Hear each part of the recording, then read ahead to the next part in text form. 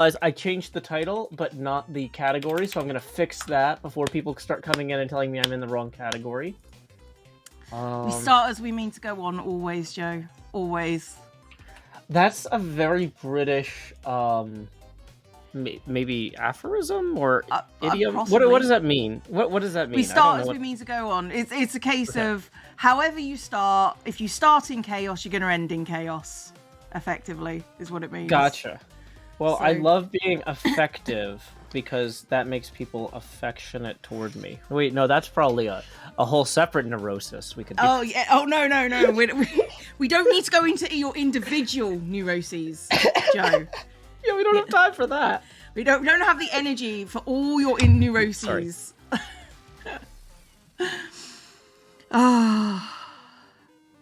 I got before we start, I'm because Joe's having a flap. I got sent your washi tape. Having a flap? What's having a flap? Oh God. Got you, honey. You're in a. I don't know how to describe it without you. You're having a bit of a moment, but you know that's entirely your life. So. Yeah. I was gonna say, I like to think that we're all having a bit of a moment, Cleo, and that's what makes each moment special. Is that they're ours. Yes. But. Yeah, I don't know. Yeah, I'm gonna start with new washi tape that I got sent from my friend's corpse, and the first one is the Jesus egg washi tape because it's I assume it's like a good egg, but it's egg with a halo on it, and kidney beans. Look, an entire 10-meter roll of washi tape that's just got kidney beans on it. That's all that is. It's nothing else. Those are kidney beans.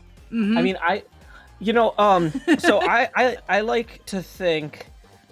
I don't know about that halo on the egg thing, because on the one hand, obviously these are innocent souls. Yes. But halos are most often used in Christian theology, which has a concept of original sin that needs to be wiped away by baptism.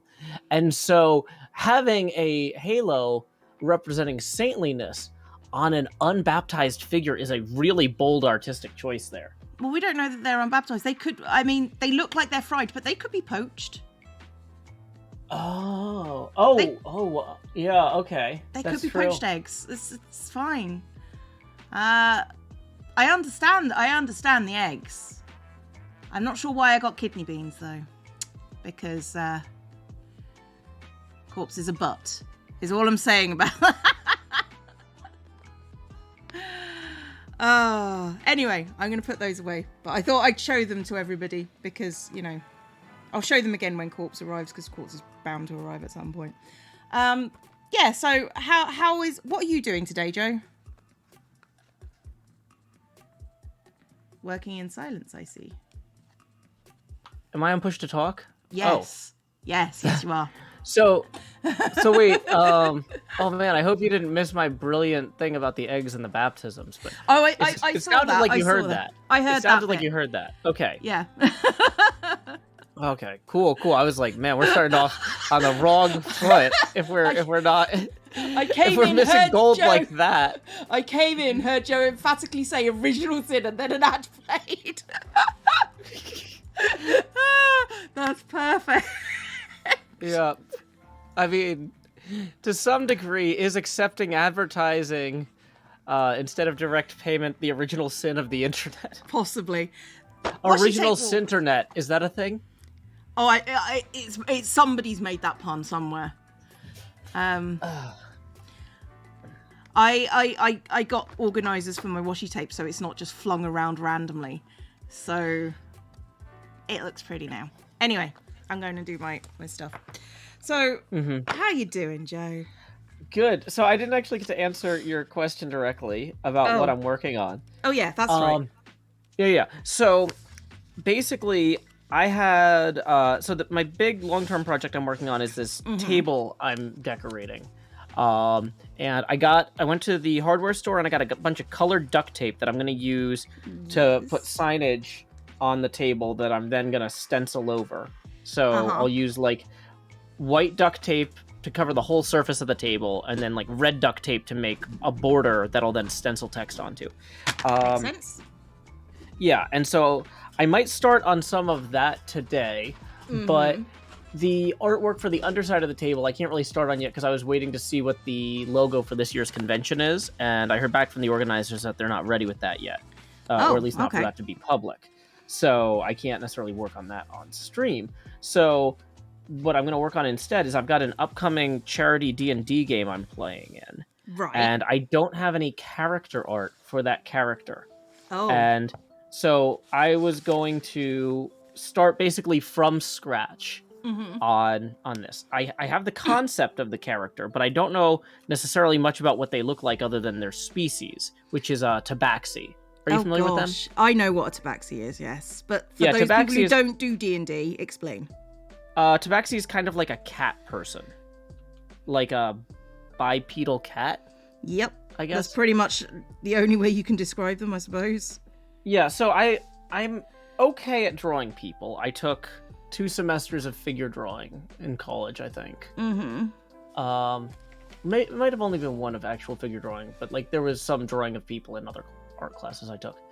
I don't think I've ever drawn a cat before though, Cleo. So I think maybe I should start by drawing a few cats. Okay. And I found it can be really helpful to work from reference photos, right? So I could pull up pictures of cats that people have posted on my Discord or things like that, and have like a lot of references there. But what I need to do first is I need to loosen up by sketching. Okay. And so if I was going to start sketching cats without looking at reference images, like how would I draw a cat? Like in general?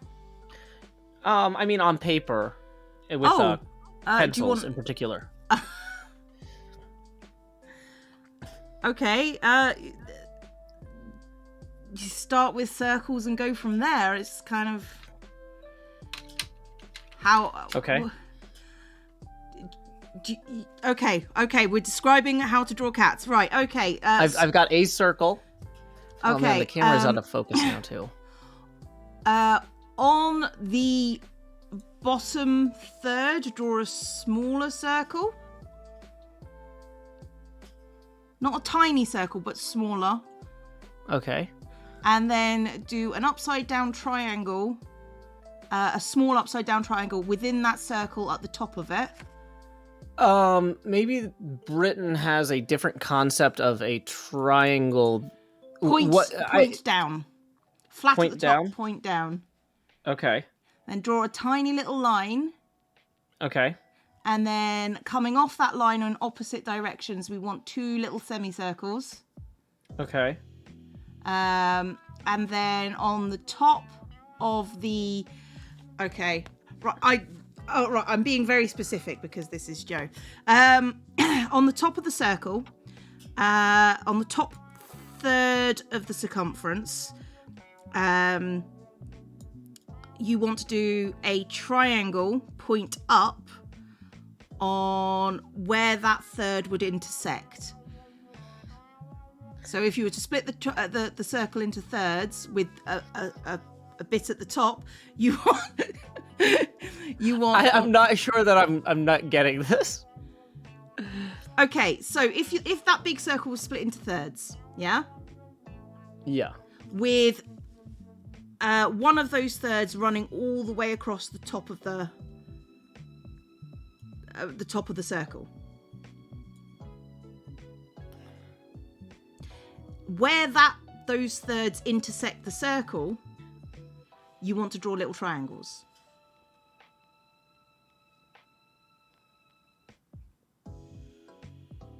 Okay, I think I got it. Right, okay. And then, oh my goodness. What you want to do is I can't see what Joe's doing at the moment, everybody, but feel free to go and see if he's following my instructions.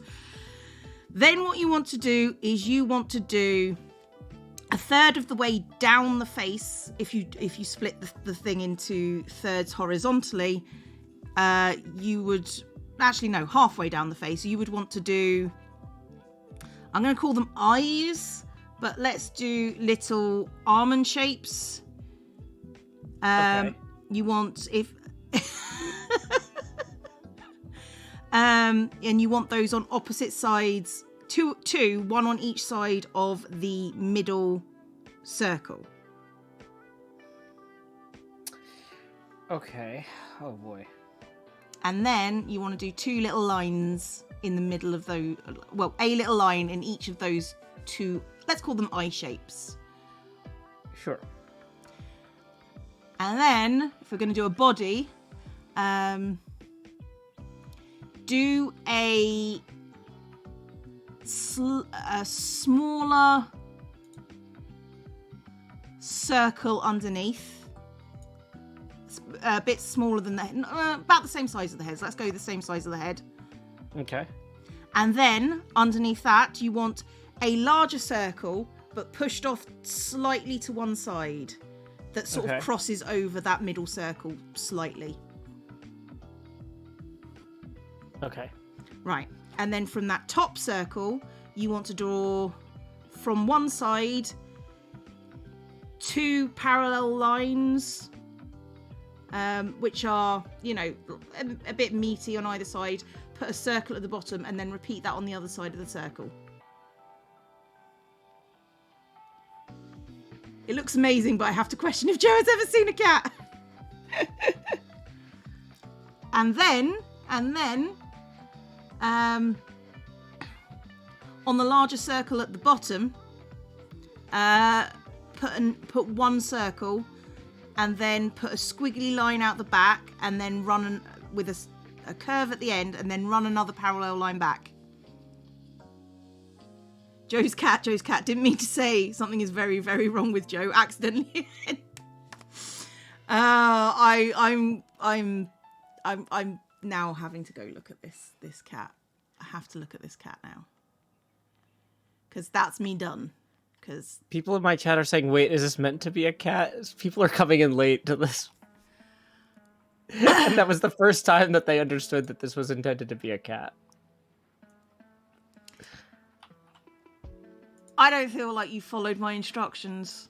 I feel like I followed your instructions to the best of my ability. I don't know that you did. It's let's call it abstract and be done with it.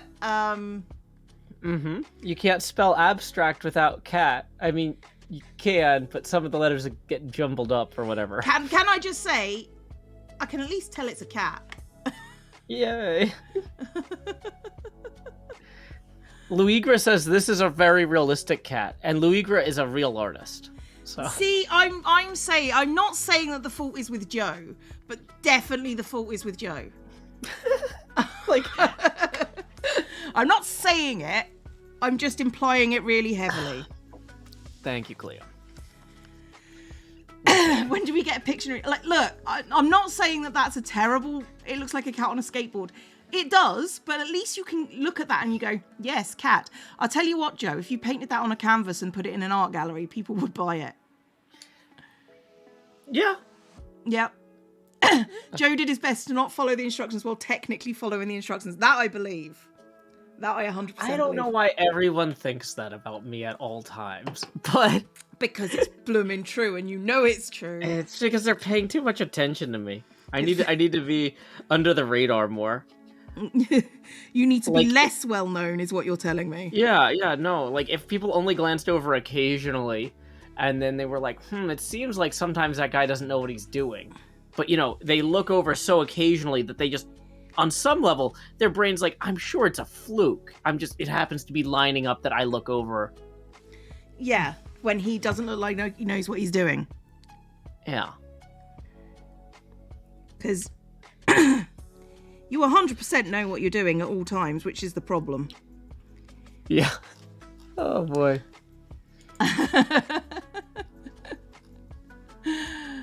So... Oh, yeah, Cam, could you get rid of the text for me, please, honey? Thank you. I would, but I don't want to go and get my keyboard, which is next to me on the floor. Thank you. Or another mod. It doesn't have to be Cam. Anyone can do it. Anyone can. You can do it. Is that a thing? It is now, and he'll hate me for that. Oh, apparently I misattributed that 3-4 suggestion to you last week. For those of you who missed it, last week, Cleo and I were talking about obnoxious streaming, and I thought Cleo had suggested that, why don't you do something obnoxious like streaming 3-4? That's so obnoxious it seems like something you would do. And so then I did a 3-4 pinball stream later that day, because pinball is so tall. Actually, 16:9 is a really bad resolution to stream it at. It's the opposite of what you want, actually. It's too wide. And so I did a 1440p, my first time streaming at a higher resolution than 1080p. I did a tech stream, well, technically 2, because I had to restart after lowering the frame rate to make it not completely fail. Yeah, 1440p at 60 frames a second was not gonna fly on my laptop. But yeah, so thank you, Cam, for that suggestion. Apologies for attributing that to Cleo. But honestly, her suggesting that I do something so stupid that I have to immediately go do it on stream after already streaming for 4 hours that day is exactly the sort of thing that she would suggest. So... Yes, it was Cam's idea, but yeah, it is the sort of thing you would do. And it is the sort of thing I would suggest. So, well, and it's the sort of thing that for some reason no one else is doing. Which I wonder why. Well, no. Okay, I'm gonna say though, like, I understand why people would not stream in 4:3 when they're playing Minecraft. But for tall games like pinball or certain types of music games that are vertical, or games you play with a vertical screen, it makes a lot more sense to stream at 4:3 than it does to stream at 16:9. Did it annoy enough people for you? Is what question I really want to ask. Well, the thing is, because it was a tech check stream, half the people were like, how come you keep messing with OBS instead of playing the game? Which I was just like, it's in the title that it's a tech check stream. So, and then they're like, oh, I didn't see that. And then I'm like, well, there's a huge text overlay that says like that I'm messing with things. And it's like, okay, well, it's fine. So I definitely annoyed a lot of people, but not for the reasons I was intending. Well, partial success. Yeah. I don't even know what to consider that. Is that a win or a loss? Yeah. I mean, it's very you regardless, so... Oh, boy. That is not how you draw scissors, but never mind. Doesn't matter. Oh, those are good scissors. I mean, I could probably draw scissors if you described them without looking. I would argue that you could probably draw a cat without looking. But apparently we proved that wrong! I mean, okay... If I tried to draw a cat completely from memory, what I would probably do is I would start with the ears, because I know that there's like pointy ears on a cat, like traditionally, and I think you were right that they have triangular noses, right? Yeah. So easiest way to right, I'm going to draw a cat like in the back of my journal for a bit. And then they usually have like a weird distinctive smile. And then there's kind of rounded faces. Easiest cat in the world. Whoa! I just looked over. That's a really good cat. Yeah. I was thinking it's an easy cat. Cat starts as three-pronged snowman, add ears, tail. Can we name the cat Monty? Sure. It's cat from behind on a wall in a sunset. It's one of the first things I figured out how to cheat draw, if you know what I'm talking about. Yeah. So, I think that this second cat is better. I mean, the first cat was awful, but that's because you are JoeHills. Yeah. I don't Silver really Veteran Gaming says nailed it. Thank you.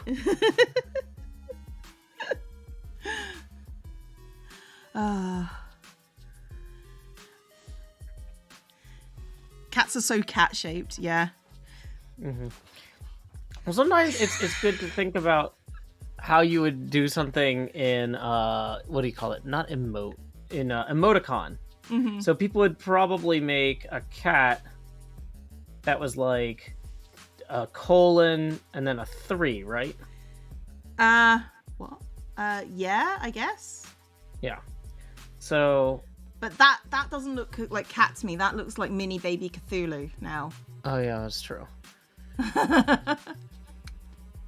Right, with cats, if you're gonna do a nose, I always do like that. Uh-huh. You got the little tiny nostrils there. Oh. Let me see if I can copy that. Oh, okay, that's interesting how you did that kind of like, and then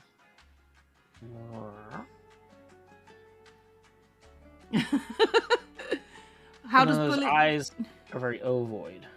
Yeah, I mean you could do them as kind of more circles, but you know, regardless. Oh no! I think Oh no! Oh no! It starts. Oh no, Cleo. Oh no! Thank you for the Sigma suggestion, Mahi Zero. That's good. We'll add a Sigma before our colon 3. A sigma? I've forgotten Yeah. what that looks like. It's a math thing. Oh, I know. It's a math For thing. like I a know sum. It's like a. Oh, it's like a. yeah. No, I know Like a that. sideways M. Yeah, it's been a Or like long an time E. since I taught science and had to do equations. Thank God. Yeah. Oh no, whoa. The sum symbol. If you'd said the sum symbol, I would have understood the sum signal. Yeah. I did See, not if you told me to draw some symbol, it would probably be metal and have a drumstick hitting it. That's because you are a pedant. And that's Yay. okay, Joe. We believe in your pedantry because it's not going anywhere even if we didn't. Nah. Mm-hmm. The sum symbol. Whoa. Thank you, Sam. Some people would argue it's a Greek letter. Some people are wrong. And also right, but mostly wrong. Screw you all guys. Yeah. Leo is mean today. Leo is always mean.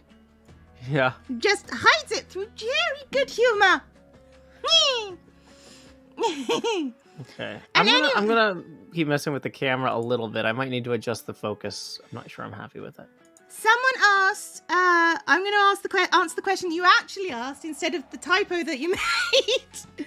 What's the difference between bullet journaling and regular journaling? Not much, except you can decorate it the way that you want. And it's useful for me. So for most people, they would not have a planner for their videos because most people aren't losers who do videos. Most people. They're winners who do videos. I don't know about that. I've seen some other people's videos. You know, I don't go as far as calling them winners. But that's just me. And I am Cleo, and Cleo is mean apparently. Also, Cleo is sharp today. I don't know what you think the difference is, Joe. I don't know. Cleo is always the same. Just slightly more or less vicious. Oh, Kiwi Trade Biddies, thank you very, very much. Thank you for the first biddies of the stream. Thank you very, very much. Cleo is not hostile. Cameron, I'll start putting E in your name if you don't stop.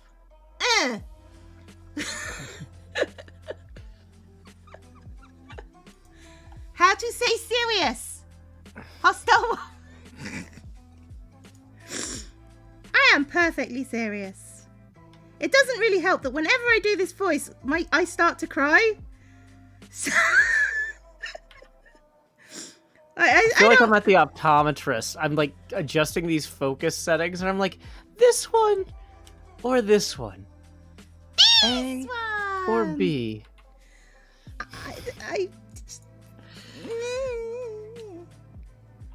The thing is, when I disagreed with my optometrist once, when I was doing the A or B, they said, no, A is clearer than B. Can you not see that? No, that's why I didn't say it was. And goes, try it again, A or B. Oh no, B is clearer. No, it's A. And I'm like, okay, bro, you just tell me what you think my eyes are. I won't bother taking part in this scenario. You know, it's just, jeez, dude, get a grip.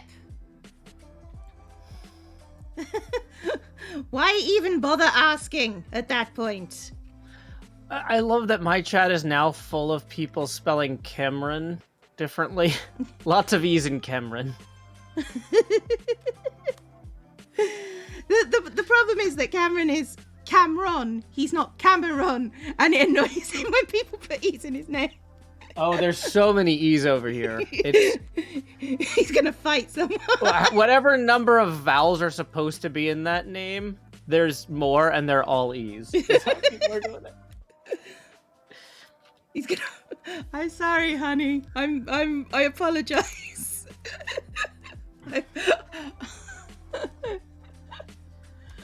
Oh, I'm gonna hear about this.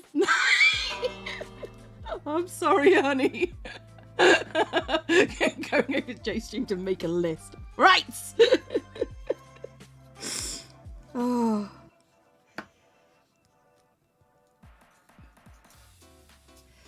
Oh, I didn't mean to do that. Something that I find funny is not necessarily that something everyone finds funny. Only 5 minutes. You tried doing that for an hour. Actually, no, I've done that for an hour. It doesn't make any difference, to be fair. No, okay, you don't do it here. He can ban you here. Stop it. Yeah, y'all have poor decision-making skills. Yeah, I have no problems with Cam timing out anyone. Cleo's room is now in emote-only mode, so just see what you get. You see? This is what you get. Yeah, this is why... Yeah. I'm allowed to bully Cam. No one else is allowed to bully Cam. That's how that works. Yeah, this is why you only protest the powerful when there's too many of you to arrest. Yeah.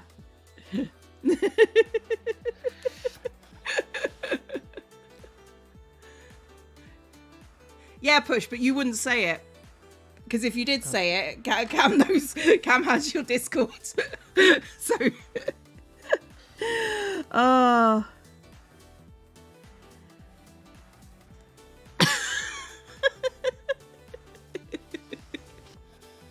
I shouldn't find this as funny as I do, but it's cool.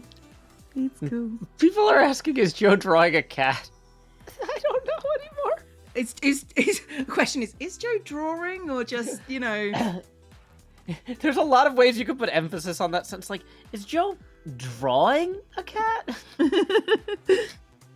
Is Joe drawing a cat? Huh. Yes, that's true, Push.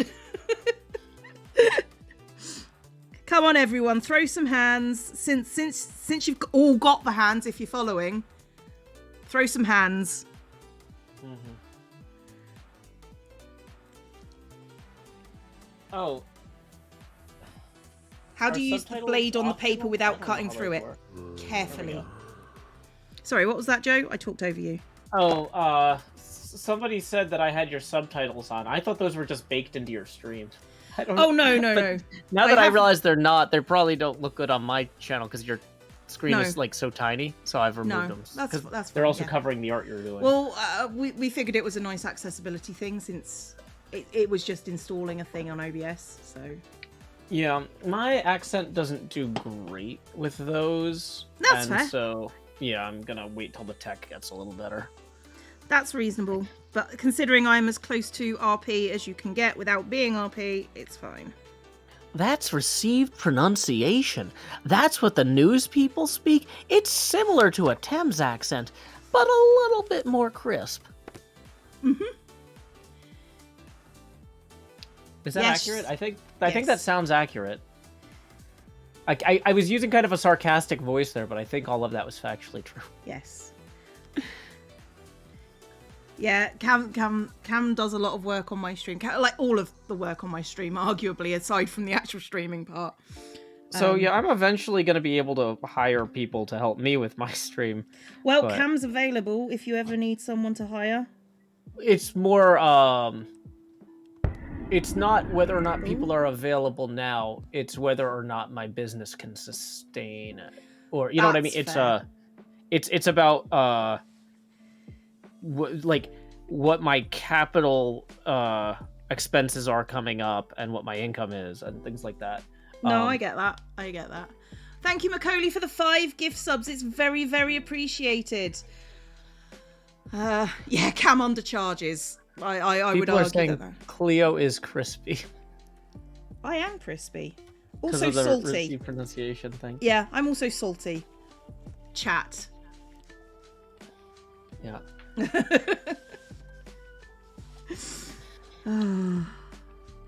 Yeah, I asked for a quote, or not a quote, but like an estimate for what I should pay someone to be an op on a Minecraft server for my patrons the other day. Yeah. And I don't know how you pronounce Pushpak.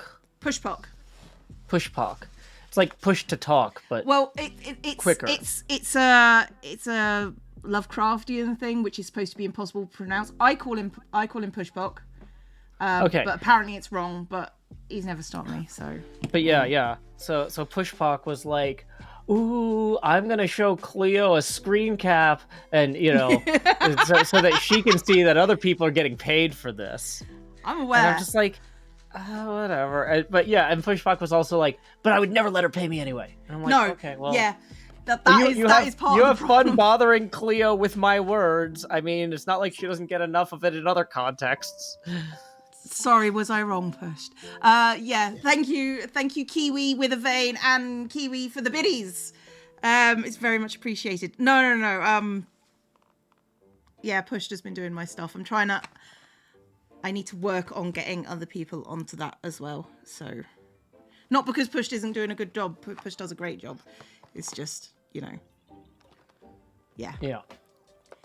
Most people won't let me clear. No, that is my problem at this point. Like, I have people that have been with me since the beginning, and each time I go, "You gonna? Can I pay you for this artwork that you're doing for me?" They go, "No," and I'm like, "No, I want to pay." "No, but take it anyway." "I won't take it if you don't let me pay."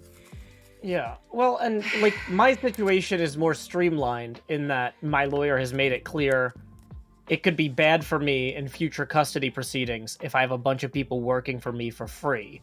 Yeah, because then it looks like I'm running a cult instead of a business, and cultists don't usually win their kids in custody cases, or cult leaders, So I could be saving thousands of dollars worth of his time in court by paying someone hundreds of dollars now. That's fair. So and I get to keep my kid. Yay. We are pro you keeping your kid on this stream. Me too. So yeah, but yeah, so I'm usually only hiring people who have US tax IDs as well, because I need to be actually paying or filing, things for that. So, which doesn't mean you have to be a US citizen. Like, anybody who came here for grad school, as a graduate student, you technically are receiving income, even if it's just in terms of your tuition and room and board being a scholarship. So, like, plenty of people all over the world have US tax IDs. The hype train is trying hard to leave the station. It happens sometimes. Let's be honest. I've had a very good month on Twitch, so I'm not surprised if the hype train's going to be lackluster for the month, because people have been very gentle. Oh gosh, and there goes the hype train, and Joe did that at the exact same time. Thank you for the biddies, Push, for the train boost, and Gwerk for the biddies. A better month incoming. That would be nice. I've had a very, very good month, so I mean, and that's one of the reasons I was looking at, in the long term, I want to be reinvesting the money people are giving me into doing a better job at what I'm doing, right? By delegating things that aren't necessarily the core artistic element of what I'm doing. You know, I want to hold on to the artistic parts and take a lot of the administration work and paperwork and stuff. Planning, like I want to plan and from the brainstorming side of things, but I need other people to help me schedule stuff. Yeah. You know, so I don't overbook. You know, that sort of thing. So that's why, you know, I had a few days ago, I had asked like, hey, how much is fair to pay somebody to have this level of responsibility? That's and fair. One of the pieces of feedback I got was a lot of people were like, I don't get paid at all, but I'm one of 7 people that share power. And I'm like, well, I'm not in a position to hire 7 people. I'm going to hire one person. And this is going to be a lot more stressful for them than it would be to share that 7 ways. So, you know, this is not necessarily a junior position either. This is somebody who has to have worked with communities like this before and also know how to be a server operator. You know, in theory, that person should be capable of training junior people later if we expand the staff. But like, I need to be able to just come in and have somebody up front who at the core of it can help me write the handbook for this job, because the handbook for this job doesn't exist yet. Yeah, understandable. Yeah, no, that makes sense to me. Thank you for Pushpock, Gwerk for the biddies, Strawberry Seal, who has resubscribed for 8 months, Cleo Rosie cheered biddies, Juniper Willow, Kiwi cheered 800 biddies, plus all the stuff Kiwi's cheered before. Thank you very much. Paleo cheered biddies. Thank you very much, all of you. That's very much appreciated. I appreciate you guys. I think that one I made a dog by accident. I was trying to do that nose you did before from memory. Do you want me to show you the nose? Yeah, can I look at that again? Well if that's not too in the way of you getting your washi tape. That's fine. Okay. Yeah, because it was kind of... Thank you, Push, for the biddies. So... Oh, that's way too wide.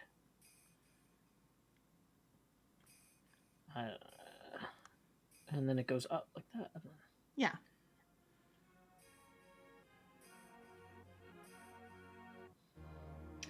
And this is just a fancy bow. That cat has a bow. Pushed is paying you to be here, I see. Yeah, that's how it goes. Thank you, JT, for the biddies. Appreciate it. You good? But yeah, so anyway. So my plan was to kind of figure out how to hire somebody to do this, and like figuring out what are the qualifications we technically need, what are the training steps to make sure that this person is onboarded properly, like all of, you know, the things I need to do it right, you know. But, you know, Cleo. Yes, Joe. So I was just saying the other day, like, not to you, but some of the audience here might have seen it when I said it in I was talking in another stream. Somebody asked me like, "Oh, did you order that thing last night?" And I was like, "No, I try not to spend money late at night." Yeah. It's, you know, like some people feel like, yeah, some people like it when they open their front door and there's like a box from Amazon that they don't remember ordering in the middle of the night. Yeah, I'm just saying it's a mistake. That terrifies me. I don't do stuff like that. Thank you, Disguised Fish, for the 3-month resub. It's appreciated. Yeah. Yeah, so anyway, it was like 1:30 in the morning last night. Yeah, that happens every night. Every night, yeah. And I had been doing a bunch of server work for one of my freelance clients, and I was just completely servered out. Like, no more brain capacity for working on servers. And somebody on my Discord pings me demanding that something immediately be changed in the configuration. And I'm just like, okay, well, for one thing, people aren't supposed to ping me.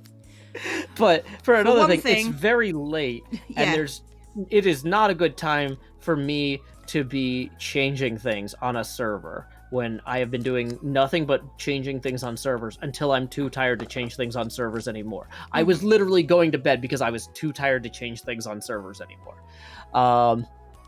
And so at that point, I basically was just like, screw it. I'm too tired to do this right. Mm-hmm. I'm just going to hire somebody that I know. Yeah. Who's been a mod in my community for a while, who also designs like Minecraft mini games and like understands like game design and what's fun for people. And just like, because they happened to respond to that message too. So I knew they were awake.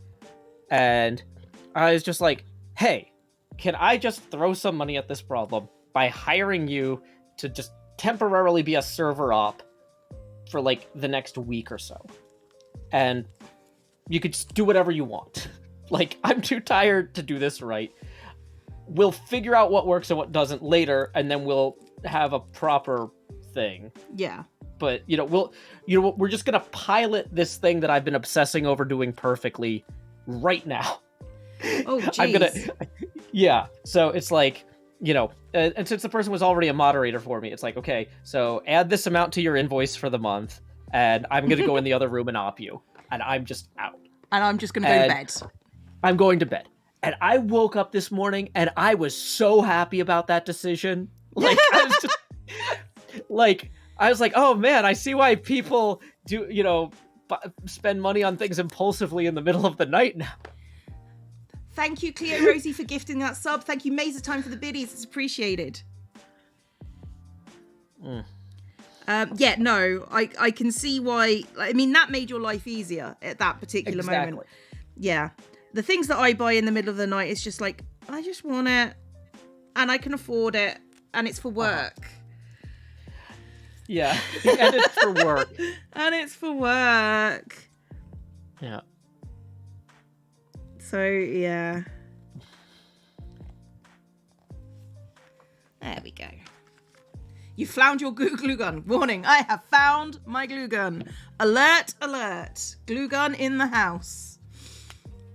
Now, just out of curiosity, is that pronounced Commander Fivem, or is that Commander Sam with like a silly S? It's 5 a.m., but I always call them Sam. Okay. So. Because that's what they said to call them, I think, at one point a while ago. And if they didn't, or that was someone else, then that's someone else's problem. I've been in voice chat with Sam, so all cool. Okay, that's how you can tell if someone's cool. Is if you're in voice chat with them? Well, no, it's just Sam's been in my community since for about 8 years. 5 a.m. or Sam, yeah. Thank you, McLesley, for the biddies. Yeah, no, like there are people that have been in my community since, like, that I know, that I recognize, and it's just sort of like Push has been in my community since pretty much like day one. They were one of my first few subscribers, I think, or at least first 100 or so. So back when I was young and got to know people who were in my community very well, because you could. Old as dirt. That's you, Push. Yep. Oh, that reminds me. Speaking of people in our community, that new guy, Grian, posted. He made a gesture cap where you can put your name in.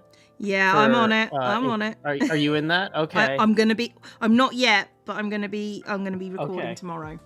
Because I think you have 4 days to get your name in there. Yeah. And then on the 26th, the drawing begins. So, yeah. Want to get? Because I'm not saying I necessarily want to draw your name, but it would be fun to have you in the mix. It would be easier if I drew your name. It would be very funny if you drew my name to me, but it'd be, honestly, part of the fun is that we don't know who's going to get who, and so I'm fine with anybody. Because honestly, if you said, Joe, how do you think Impulse would mess with you? I don't have a mental model for that. No. And that's interesting.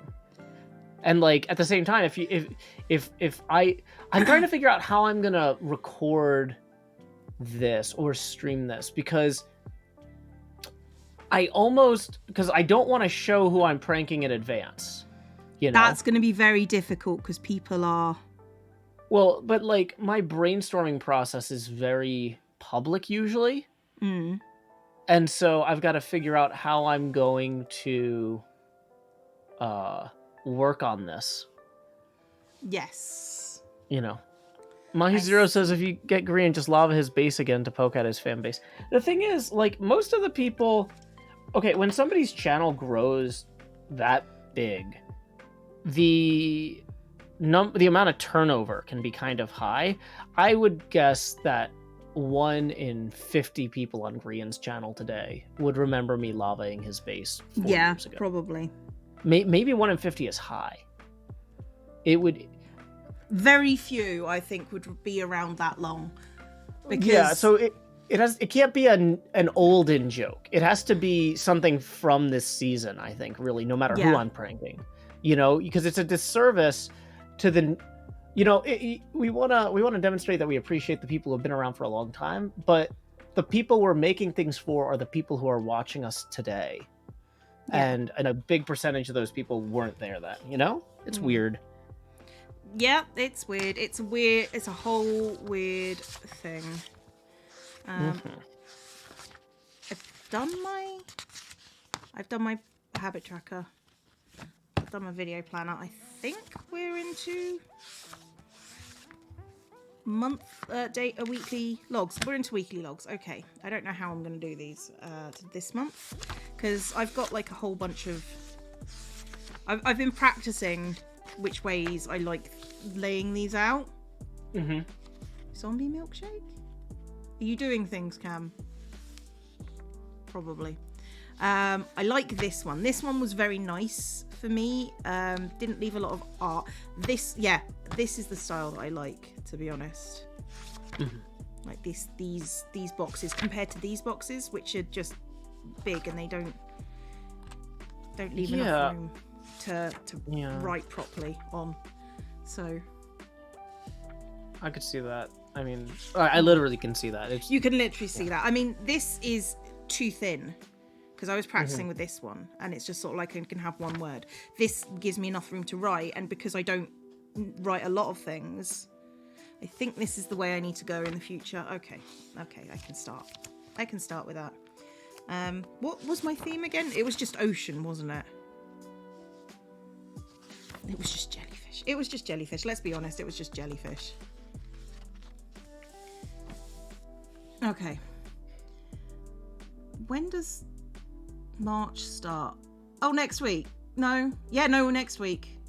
April starts next week. March has already started, Cleo.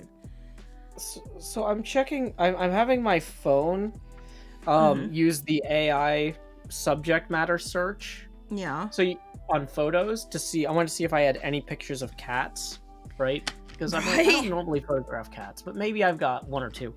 Okay, so the first 3 things are one of my friends in an inflatable T-Rex suit. Yes. One of them is a picture I accidentally took of the floor at a library, which has a whale puppet on the ground. 2 of them are my daughter climbing awkwardly on playground equipment in such a way that her hair, I guess, looked like a resting cat. Oh, and then I have 5 different pictures of Badger Spanner's cats that were sent to me. And also, finally, the a empty wall from the confessional shot from the American Office, where Stanley is in the background out of focus, and I guess the thing thought that Stanley out of focus in the background was a cat. So, yeah. That's a lot. Okay. Now I understand what Joe's confusion with the cat is. Yeah, so apparently I don't spend a lot of time looking at cats. That much is clear. Much is clear. Oh, Joe, no. Okay, I think I'm going to use this tape as a... Which way does it go? This tape as a border tape. And break this into... So the first of next month is on a Friday, so this journal page only needs to have 4 boxes on it in total. So that's cool. Your cat makes you look at him for hours. I don't know if the word makes there is doing some heavy lifting, but I feel like at a certain point that's a choice. It's good to make choices as an artist, you know? If you're just letting things happen, you might as well just be the ground, having rocks scattered across you. Little bit more in depth than I was thinking of going, but sure. Isn't it? I mean... Is that victim blaming? Don't know about that. Okay. It's not a choice. He sits at the table and pushes off stuff to get your attention. Okay, no, that's very much like what a cat does. Okay. It's very cat behavior.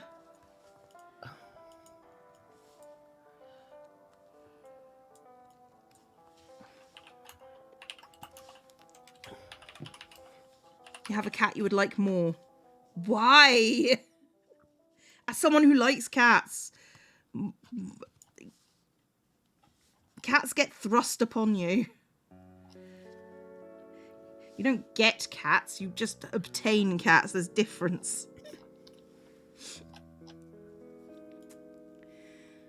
Back to normal next week when our clocks change. Yes, that is correct. Mini Cheese Mouse, thank you for the biddies. You have 4. You do not recommend having 4. No. And if there is ever a point where I end up with 6 cats in my house, I'm going to cry. That's too many cats for Zombie Cleo. No, actually, I'm going to... How many cats have you had in your life, Joe?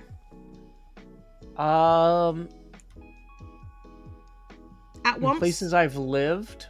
At once? None.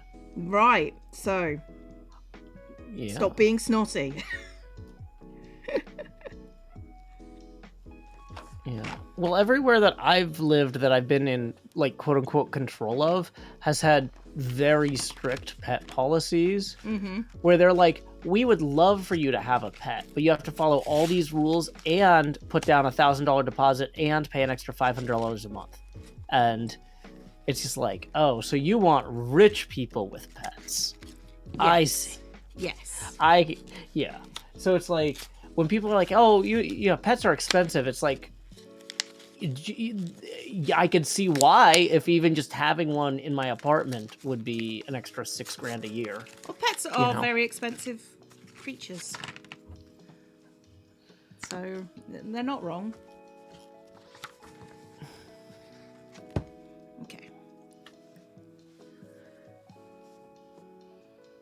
Yeah, also my parents had 5 kids, so my dad was always like, wouldn't it be fun if we had a pet? And my mom was always like, I have enough responsibilities, and this is going to end up on my plate on the days that nobody else wants to do it, so no.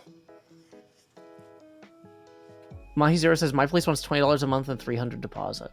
Wow, that's way better. I'm wondering if this is like kind of regional. Might be. Like, because there's a lot of college students here, it's kind of a way for them to offset other party damages or something like that.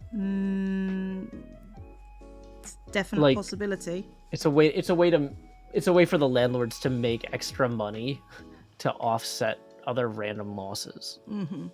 Hey, welcome, Kyle. Cats are cheap. No, they're not. Not if they're properly taken care of, they're not. Trust me. As somebody who has had a sick pet before. No. Yeah, Mazer T says cats are cheap, housing is expensive. Yeah.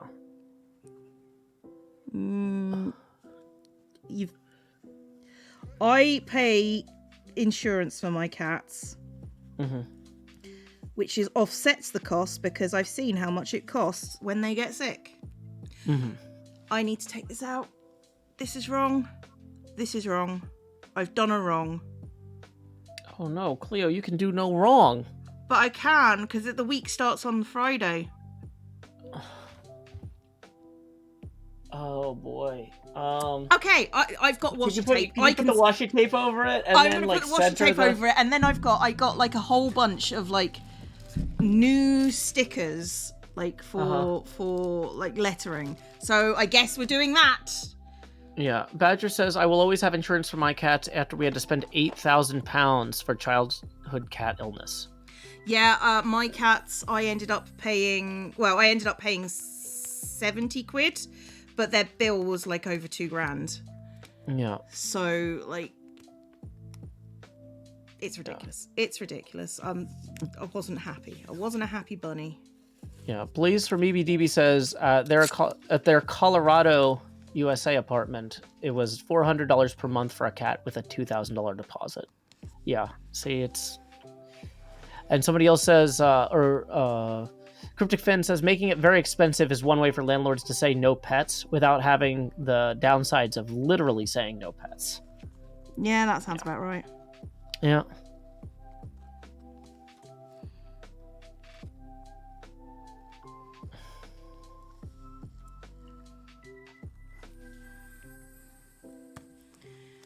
Okay. Take 2 of doing this.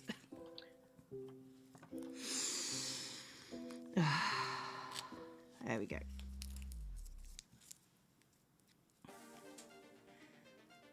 $150 bill for Ping when she ate some chocolate. The bill's like $3,000 or something. Yeah, no. When I had Atlas eat that entire flipping Easter egg, yeah, her bill was in the thousands. But it was okay because, you know, my bill wasn't in the thousands because I have pet insurance because I have stupid cats.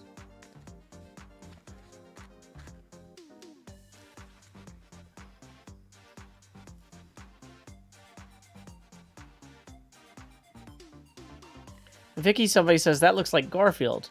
Thank you, because that's what I'm actually trying to draw right now is Garfield. That's actually quite nice. Yeah, so it's good that I'm not doing everything wrong all the time. Only most things wrong some of the time. Yeah.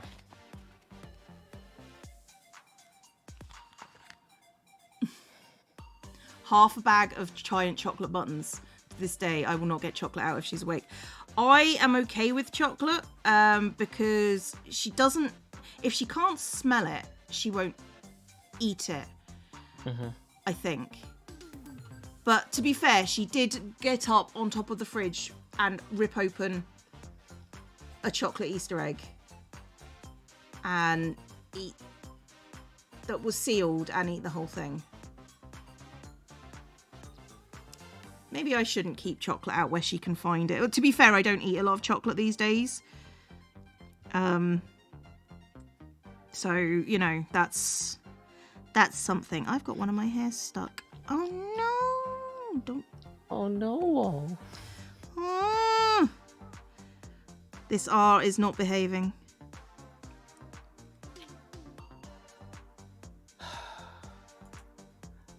Are you not entertained? Dang it! Does that work? Do people still watch Gladiator? I don't know. I don't know.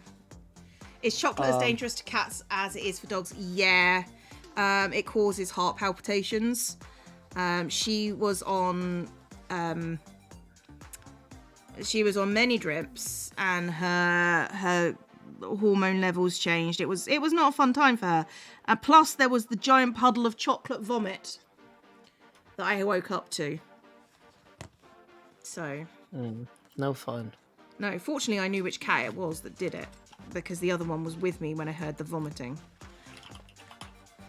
Oh, because otherwise you're like, oh great, which cat is sick? Which cat is sick? Yeah. It sucks. I've done that before, but you know, in my house it's usually GLaDOS because she's highly allergic to most things. So. Oh man. So I wanted to find how to draw different cartoon cats. So then I Googled how to draw Heathcliff. And apparently there's a bunch of people in anime named Heathcliff that are not Heathcliff the cat. It's like how to draw Heathcliff Urbe from Full Metal Alchemist. How to draw Heathcliff from Sword Art Online. I'm like, wow. But apparently Garfield, you say how to draw Garfield and Google's like, oh yeah. We got you, fam. We got They you. know that. We know Garfield. Yeah. We know Garfield, but Heathcliff, wow, that's too esoteric. And I'm like, is it? It had a Saturday morning cartoon, like, in newspapers all over the United States. I think people know Heathcliff. You would hope, but that's not a done thing, really, I suppose. Hoping. Yeah. I'm just trying to think about which washi tapes would actually cover this monstrosity that I have wrought. Which, to be fair, is a very small monstrosity. Oh, yes. It's surprising there's not more. Is it Pride and Prejudice that has Heathcliff in it? Yeah, that's where my brain went when you said that. Yeah. So he says, to be fair, Garfield is the main character. Heathcliff is the main character of the cartoon Heathcliff, too. Like, it's... Hi, welcome to Wuthering the 80s. Heights. Thank you, Cryptic Fan. I was like, it's one of those British, like, you know, undeniable fact that a man in possession of land must also be in possession of a wife type of books. Must always want a wife, yes. Yeah, or must be, I don't know. It's... I know my I don't remember the quote, but it's something pretentious about how everybody assumes that if somebody has land that they need a... Yeah, I know. Dear God, Joe. Pretentious. I'm saying the sentiment is pretentious. Oh, yeah. It's expressed as satire, but there are people who genuinely held that opinion. That any single young man in possession of land must be in want of a wife. Yeah. It's not quite the quote, but I'll let it pass. I don't have it memorized. If I could memorize things, I would draw a cat from memory instead of Googling Heathcliff, which is going very poorly, by the way. Oh, I'm sorry, Joe. I'm not. I know sorry. You're not. Okay. But it's nice for me to try and appreciate that I might one day be sorry. It's unlikely to ever happen, but you know. Heathcliff was a comic 5 years before Garfield was in the newspaper and was a TV cartoon 6 years before Garfield was on TV. Apparently. People are arguing on the internet about whether or not Heathcliff is just a bad Garfield ripoff. And that's the counter argument. Well, the counter argument is that Garfield's a good Heathcliff ripoff, which arguably is the case because Heathcliff's orange. Yeah. See, now I just want to Now you want to do what, Joe? Is it going to torment people? Because if so, I'm in. Yeah, no, I wanted to do I was looking through the other day, in advance of my quarterly planning meeting on Thursday. There's this huge ongoing list where my project manager puts all the ideas that I say that are not immediately actionable, but like maybe we should come back to, right? Like if I said something like, I know a guy who runs a carpentry shop. It'd be cool to have wooden coasters with the @ symbol laser etched into them. Right? Yeah. But that's not something I need to do right now. That's not like this week. That's like I need to brainstorm what are all of the wooden related things I could do with this guy, and then, get quotes on all of them at once. And I need to have a process, and I don't yet, right? Yeah. And I was looking through that list, and some of the ideas on there were very, very silly. One of them was to write a parody of the theme to MASH. Like, okay. Da, da, da, da, da, da, da, yeah. da, da, da. You know that one. Yeah, I know. I know Suicide is Painless, yes. Yeah, and for some reason, like, seeing this Garfield stuff and the Heathcliff stuff is reminding me of, like, old things from that era, and that just popped into my head. But my favorite thing on that list, the thing that made me actually laugh out loud, is apparently, at some point, I said in a planning meeting, every time Yahoo gets bought, whoever buys it ends up selling it for like 1/10 of what they paid. Yeah. And this keeps happening. So at some point, if this business still exists, I'll be able to afford to buy Yahoo. And so, Did NJ write this down? This list has like 400 items on it, and one of them is buy Yahoo.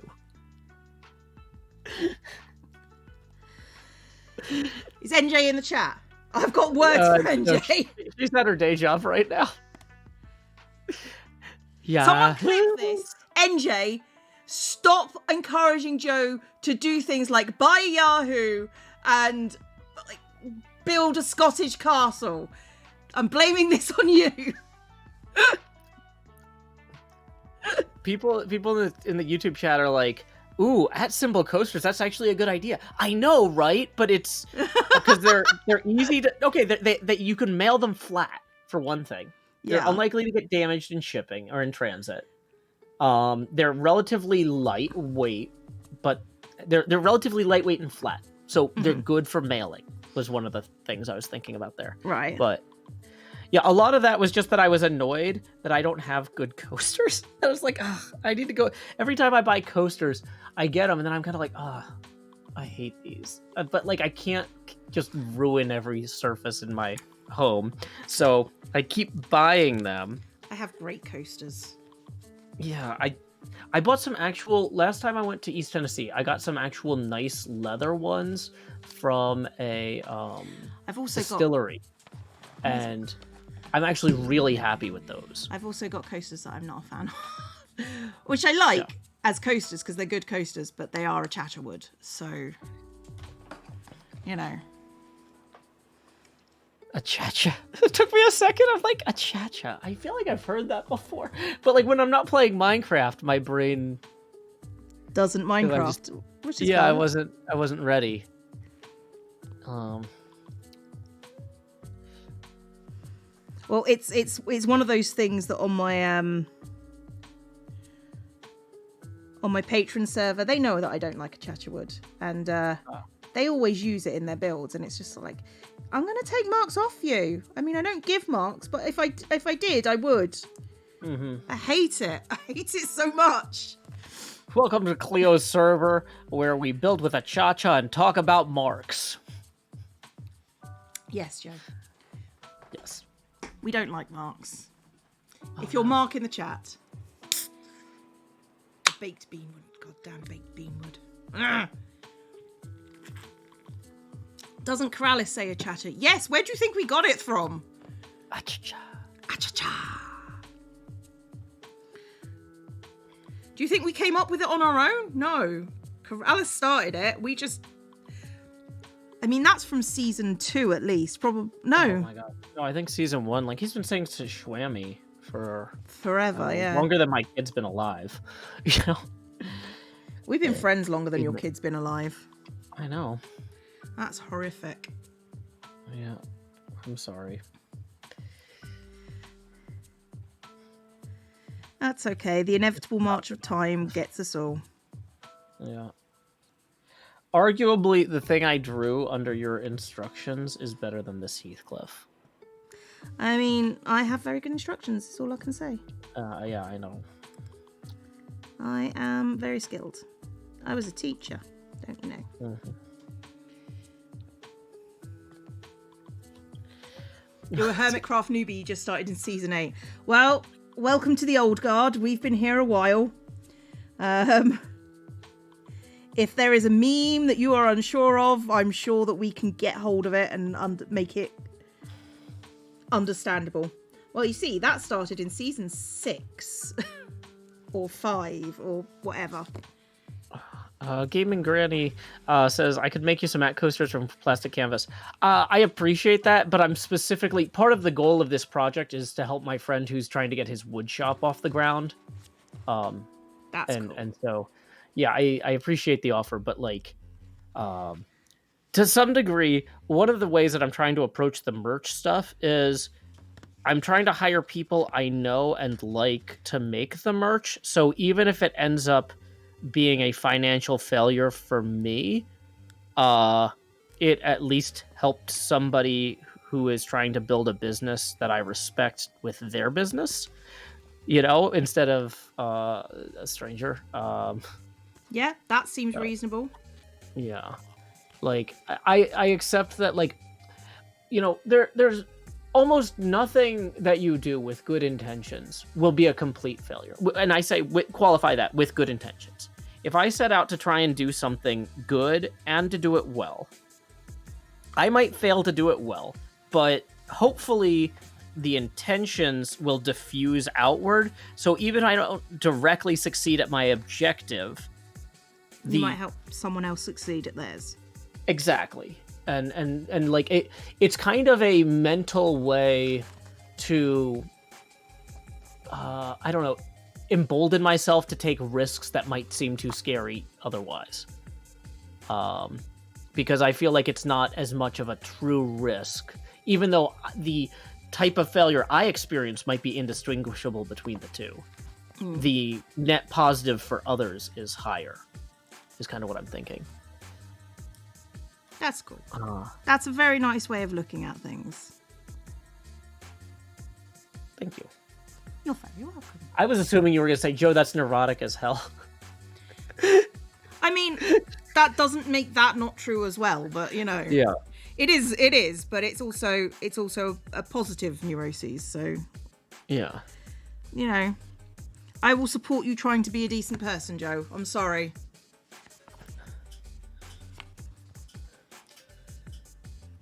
I appreciate it, Leo. I mean, to be honest, I'm just, my own drag factor there is just sort of... Yeah.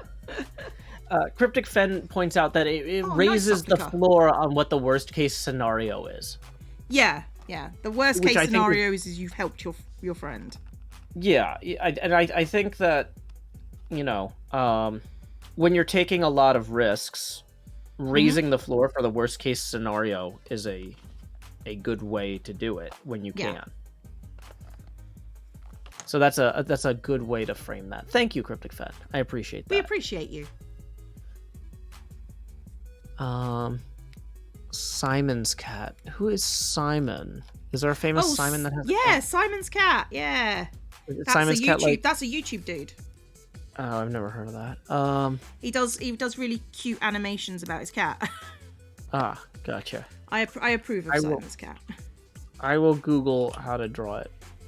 I mean, Simon's cat should be an easy one to draw, to be fair. Okay.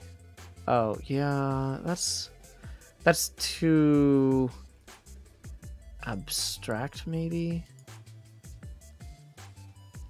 Is this all for the Play on Con table? Out of curiosity. No. This is for me brainstorming how to draw my Tabaxi sorcerer. Oh, of course, yeah, you did say. Thing. You did say. That's me not paying attention. Sorry about that. Major Wrestling says, "What about the cat from Inspector Gadget?" Ooh, that's a good. What is it? It's Claw or something. That's the villain. Yeah. I forget what he named the cat. Dr. The name is Claw Mad Cat. Ooh. MAD Cat. Dr. Claw's pet cat who schemes with him. Wow, that cat is actually pretty good, like, in terms of how it's drawn and stuff. Yeah. It's weird, like, because you remember these cartoons being like, oh yeah, it was like, as a kid, like, it's fine, I'm sure they didn't really, like, I'm sure I remember it being better than it was, but like a lot of times the actual animation, like the artistry put into it was there, like. Yeah, it was pretty good usually. Yeah. Yeah, and not every frame, but when you're doing 24 frames a second for 30 minutes every week, yeah, okay, they're not all going to be winners, but some of these are winners. Wow. Also, apparently, NJ, somebody texted her that you scolded her, and she messaged me to tell you that she just writes it down, doesn't actually tell me to do it. Okay. Now, and I will say the value of this process, though, is that it frees me up to not have to remember to do it later. Like, instead of like walking around all day thinking like, I should write down that I want to buy Yahoo. Like, NJ writes it down for me, and then I never think of it again until I see that message, right? NJ, do I have enough money to buy Yahoo yet? No, Yeah, okay. as Yahoo lost enough value for me. Oh man. Cleo. Oh, okay. I gotta say though, um, to go back to the server op thing real Yeah. quick while we're jumping around. Do you have in British English? Do you have the word demiurge? Yeah. Yeah. So, for those of you who might not speak English as a first language or might not be familiar with it, it means like the concept of the Old Testament style God, who is wrathful and capricious and quick to act when called upon, but not always in ways that you would like. As contrasted to the New Testament, more forgiving, merciful figure. And so people on my server call me when I do the petitions the demiurge. Yeah, because, why am I not surprised by that one? Yeah, because it's in that fashion. And so the person that I have hired to be an operator is named Yurgi. And immediately He's after the announcing demiurge. Yeah, immediately after announcing the hire, Vinsho Ken is like, wait, Demi-Yurgi? And it's like, okay, this is already paying for itself. I have already amused myself. Like, it's just like, this is fantastic. I'm Not like bad for his ego or anything, no. No. Well, it's a woman, but I think Cam was talking about you being called the demiurge. Gotcha.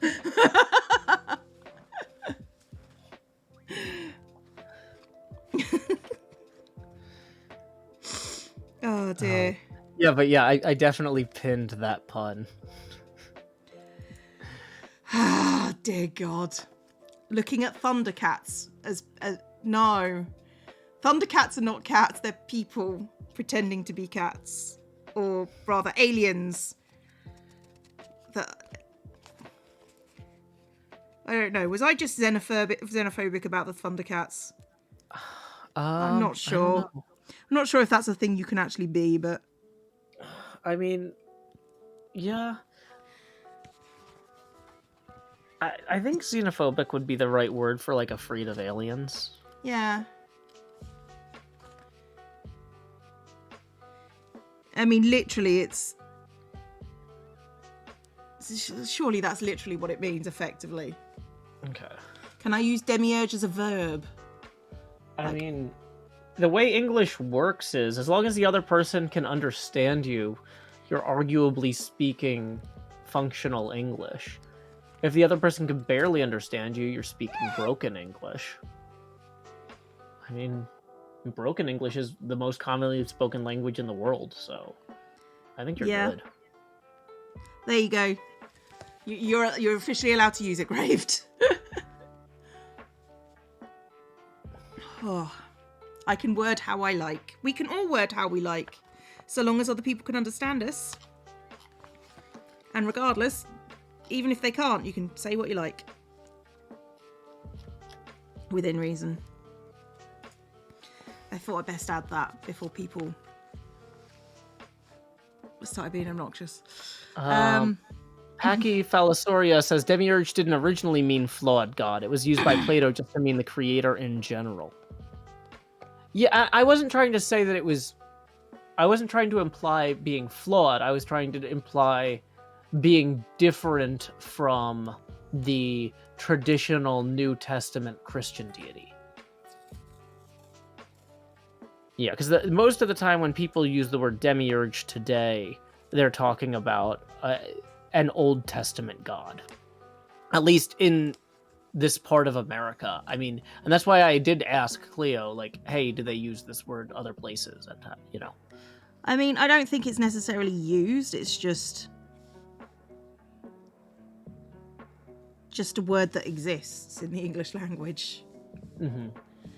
I mean, you guys you have seminaries and stuff over there. You have places that people discuss religion. You just don't go to them.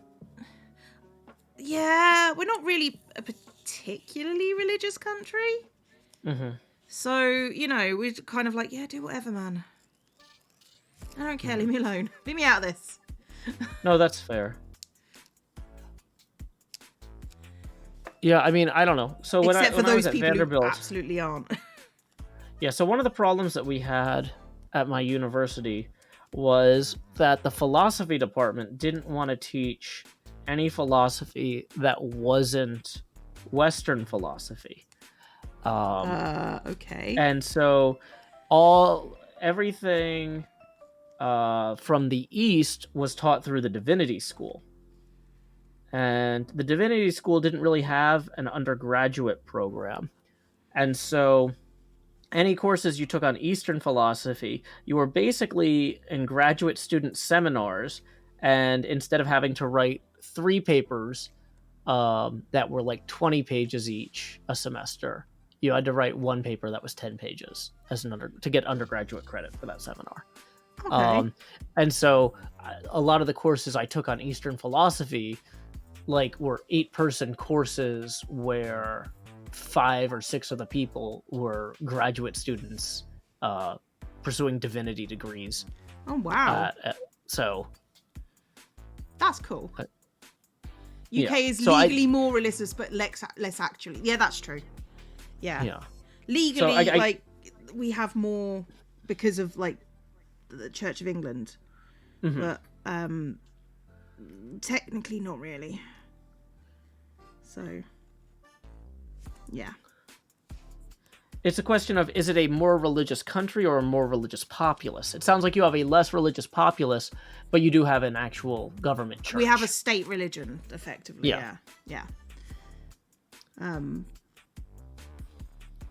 Yeah, the UK's weird. Cavman says the demiurge is important in Gnosticism. Yep.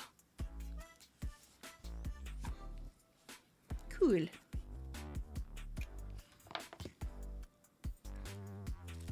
I'm working on the Mad Cat now. I'm not using a how to draw Mad Cat thing. I'm just found the cutest, creepiest picture of this cat and I'm drawing it. This cat has bat ears to make it look creepy too, which actually I kind of like. I don't think it's necessarily good for my D&D character, but it's a really interesting choice by the artists. It's a bold choice that pays off well here. That's fair. Everybody take a drink. You're thirsty. You know you are. No.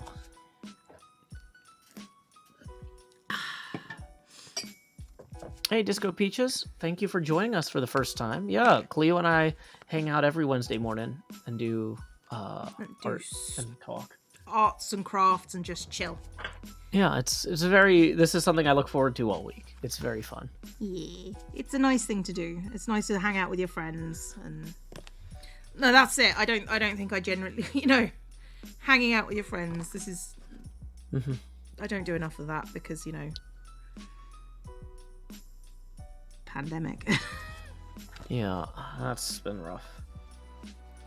I mean, to be fair, I didn't do it a lot anyway because, I was exhausted because I was working 2 jobs. Yeah. So. Yeah, you're telling me. It's oh man, I was looking back over these planning documents and stuff, and it's back in 2017, I think, when I first launched my first realm for my Discord. I was this can't be a priority for me. Getting my wife through grad school, not losing my day job and taking care of my kid while still having some creative outlet on YouTube is my priority. Y'all have wanted to play together for a while, and I keep saying you guys should set something up yourselves, and nobody wants to. Everybody wants me to do it. So I'm going to set it up in such a way that I don't have to stress out about it or worry about it, because I'm just in a really busy time of my life right now with a lot of stressors. And I'm 7 years later? 5 years later, I'm oh boy, somehow I'm in a more stressful situation than I was then. Dear God, Joe. Nothing ever goes right, does it?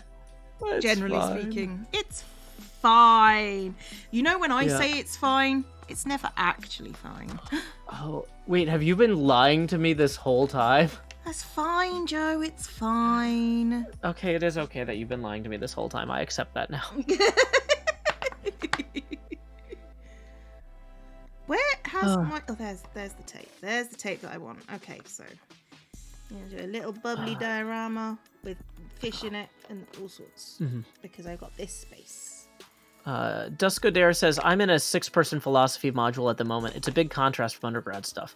Yeah, I really liked taking the graduate level courses I did. That's and the only graduate level courses I took as an undergrad were through the Divinity School, because all the other topics I was interested in had undergraduate courses for them. I didn't, that was just the weird gap in the undergraduate system at Vandy. But yeah, it was really cool, and I really encourage you to maybe try taking a few courses like that when you're in undergrad, regardless of the subject matter, just something with grad students in it to kind of get a sense of what their lives are like, so you can make a more informed decision about whether or not you want to pursue grad school.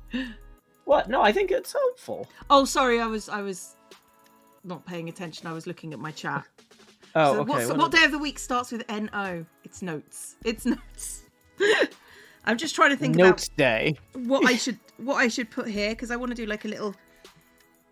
I want like a few words as a quote, maybe. And I don't know what quote I want to put down. Like, if this is the live, laugh, love kind of aspect of this journal. And I've really, I don't know. There's something so funny every time I see that stuff, like in somebody's like webcam when they're streaming. And I really, this is the sort of thing, like, when you rent an Airbnb, I understand they need to fill the place with nonsense that nobody would want to steal. Yeah. And so they just put up all these live, laugh, love, eat, signs that say like eat, relax, unwind. Nobody wants that in their actual homes, at least that I know. But yeah, so it's a really safe thing because you can fill a lot of wall space in your rental apartment and then not have anyone steal it. But at the same time, I was thinking, like, if I had a studio with like several different like camera setups, depending on what I was doing, there's something really funny about being like, let's go over to the live, laugh, love nook and just talk about it for a minute, and just have like a camera and lighting setup pointed at like one corner of the room that's just stacks and stacks of this stuff. Oh like, my god! Like, I wouldn't actually steal them from Airbnbs, but I would like get a bunch of this stuff on clearance and then stack it up in such a way that it looked like I had just been spending 10 years stealing stuff like that out of Airbnbs, just surrounded by this stuff. I can't live, laugh, love in these conditions. Yeah. I mean, to be fair, I have a wreath and I got gifted a little hello kind of plaque, and I just put that in the wreath, and I thought that's white girl basic enough for me. And that's all I've got, but I do have something that is like proper in that tone. Yeah, if we were going, we were talking about merch earlier, and it's fun to wander back to things. If I was going to have like the 3 single syllable verb JoeHills Airbnb apartment decoration, I don't think it would be live, laugh, love. Honestly, if it wasn't already a film title, like Live, Die, Repeat would kind of be a good keep adventuring video game thing. Yeah. Although repeat has 2 syllables in it. But like, yeah, I don't know what my live, laugh, love would be. Chat, throw out single syllable verbs that would be very JoeHills, please. I've got. Oh my gosh, Tommy says mansplain, manipulate, male wife. Okay. Well, that's not single syllable, but thanks, Tommy. Well, that's the male version of gatekeep, gaslight, girl boss. Oh, okay. That's what's that from. I like live, die, loop. That's a really good.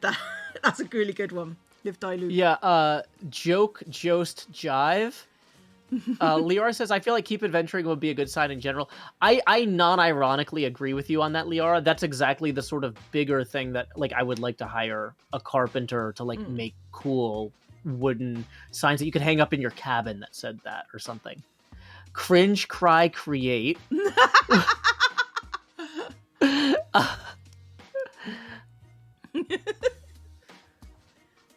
I'm gonna just use live die loop on this page because it'll make me smile when I see it. Yeah. So Jory says that our D&D party slogan is Gas Cloud Grapple Girl Boss. Yeah, grapple in D&D is way overpowered. Just saying. Because my group at this point is just sort of like, okay, right. What are we going to do? Right, well, we're going to put hold person on that person. We're going to grapple this person. And we've got a fairy who's grappling thumbs at this point. It's great. In my Pathfinder character, because we had a bunch of people who were constantly grappling all the time. And I'm playing a wizard, right? So I took a spell called, it's basically telekinetic grapple, right? And then I burned a feat called something like Giant Hunter or something that lets you grapple things that are size categories larger than you. Yeah. So when the monk basically I don't use the spell unless the monk fails a grapple, and then I'm like, watch how it's done, and then I do it from across the room just to be obnoxious. This is not a good use of wizard feats or spells because like it doesn't really affect the flow of battle that much. And the wizard's class's goal is to, shut enemies down with extreme force. But like, it's fun. One of my favorite moments recently from my campaign is I'm playing a changeling paladin. So at this point, who is I changed myself into this guy's henchman. And then what happened was I knocked on the door, and then he answered the door, he opened the door, and then my entire party just leapt on him and grappled him into submission. Wizard couldn't even get a spell off. It was glorious. And it was just sort of like, everyone was just dogpiling on this guy. And the DM later tells us like one of his spells was to run into his bedroom and cast and create a dragon from his bed. And it was just like, and I didn't get a chance to use it because you guys dogpiled this guy. Sorry, Pushed, by the way. Yeah. I'm not sorry. But it's this party that I'm currently playing in is just like one of the most fun groups because it's just ridiculous how many times we just go, and now you're dead. Okay, we got some good ones from Badger Spanner here. Live, love, nope. Jalaska says roll, miss, die. Planet Person says green, grow, groove. And then Badger Spanner says suggested in the spirit of one of my friends has an embroidery in his bathroom. You know how you can like embroider words? Cleo, you've obviously I'm seen aware. That. The yes. viewers might not have seen this. Some people like to embroider words. It's like pixel art made of sewing. And he's got a very fancy, large embroidery in his restroom that says, please don't snort coke in the bathroom. And so Badger Spanner suggested, please do not summon demons in the bathroom. I'll do what I want. Yeah. Okay. Sing, play, sleep. That's not bad. Actually, my theme song is lay your head down and dream. So one of the three verbs being dream, it's both a command to be imaginative and to collapse from exhaustion. Yeah, I'm happy of collapsing with exhaustion. I think okay, of all of the verbs we've found so far, I really think dream is a solid one.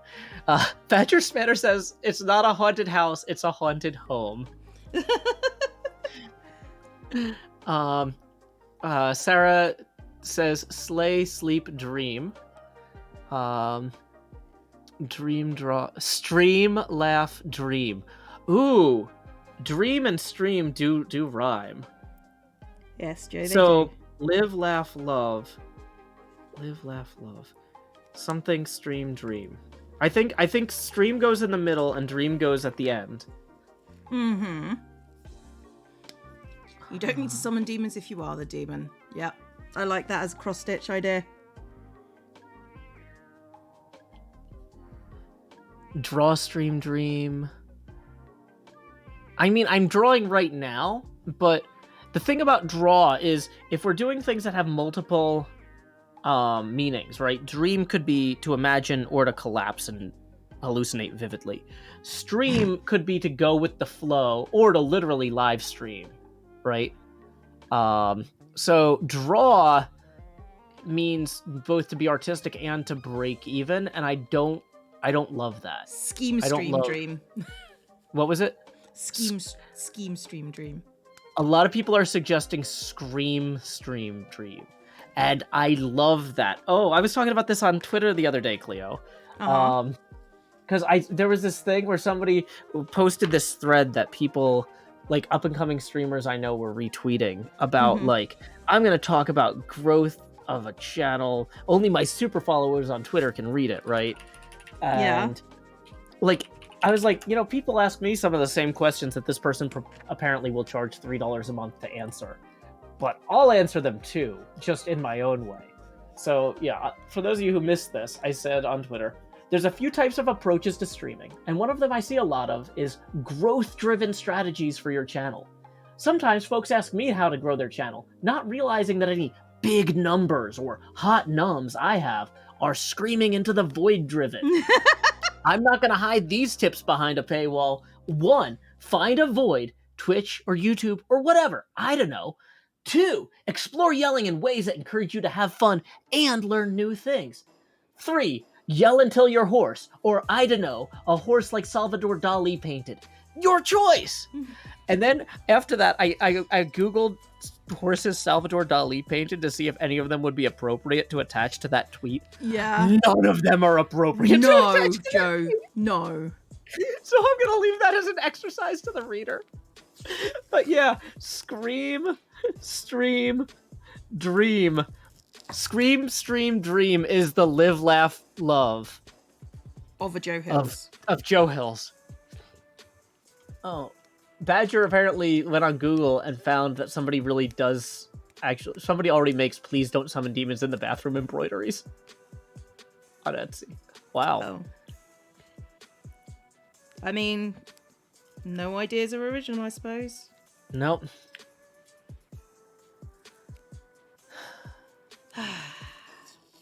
Well, I feel good about this. Scream, stream, dream.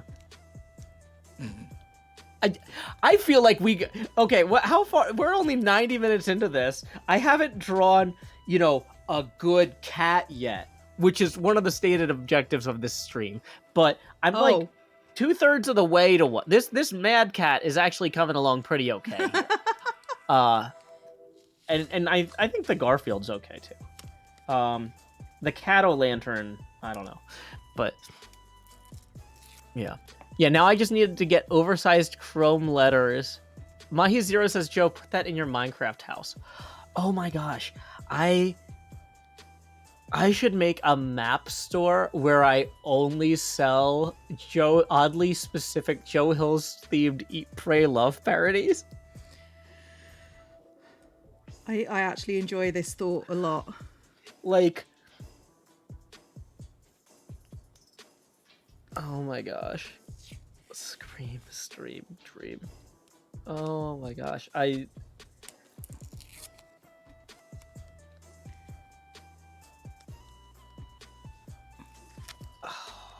boy.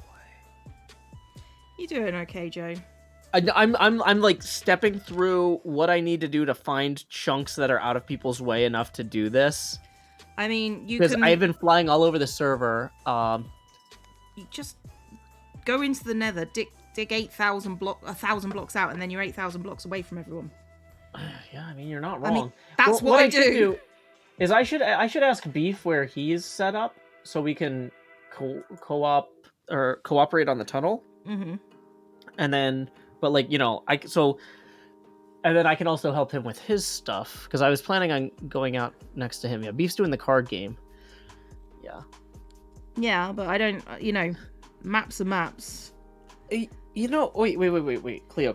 I just had an idea. Oh no.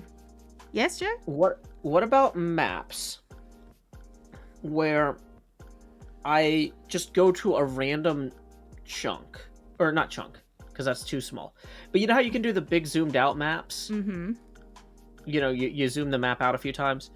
What if I just used normal areas and wrote words on the maps by only looking at them while standing in the places where I needed to brush the letters? What if I did map reading calligraphy? You've seen those move in cursive. Well, no, I'm thinking what you could do is you could those posters, the what do you call it, posters, the motivational posters. They have pictures of nature with words on them. The despair posters. Yeah, use those as your inspiration at that point. Yeah. I'd like to point out we're about an hour and a half into this stream, and I haven't actually gotten any tips yet. So if anybody has tipped via PayPal, tell me in chat, because that's not good if my alerts are completely broken. Or otherwise, like, I would like to point out that this has been some of the best 90 minutes of entertainment I've done in a long time, and it's okay to decouple your evaluation of whether or not something is good or bad from how much money it makes you at that moment. Okay? Because, like, I'm having a lot of fun today. It's a very Joe thing to do, to be fair. Yeah. But yeah, no, I understand. Okay. I'm gonna keep working on drawing this cat. Maybe people are waiting until I draw a good cat. Yeah, maybe they are. Maybe that's it. Oh, this is a bad cat, though. This is an evil cat. I'm sorry, can I just, like, Red's quote, eagles may soar, but easels don't get sucked into jet engines. And I know it's a typo, but the idea of just... What is it supposed to say? Weasels? Weasels. Oh, okay, because I was thinking, because we're doing an art stream, easels are... I mean, yeah, it would be fitting, but I'm just... that just tickled me so much. It was just like, but easels don't get sucked into jet engines. You're not wrong. I'm not sure how it's relevant, but you're not wrong. Easels don't get sucked into jet engines. Good job. Well done. Very astute. You nailed it. Oh, it's a good job that my regulars know that if I take the mickey out of them, then I actually quite like them, because otherwise my entire brand could go down the hill in like 5 seconds flat with the amount I take the mickey out of them. Oh, sage advice. Sage advice for zombie Cleo. My brain was just like, I don't have an easel. Oh.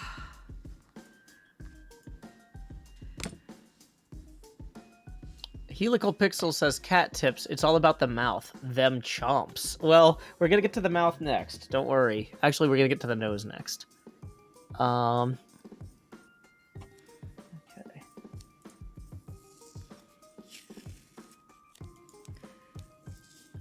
Have you, Sam? I've not been enlightened. It's just... I can't. I noticed Red hasn't said anything since that. We appreciate you, Red, but you are quite funny. Which is a good thing.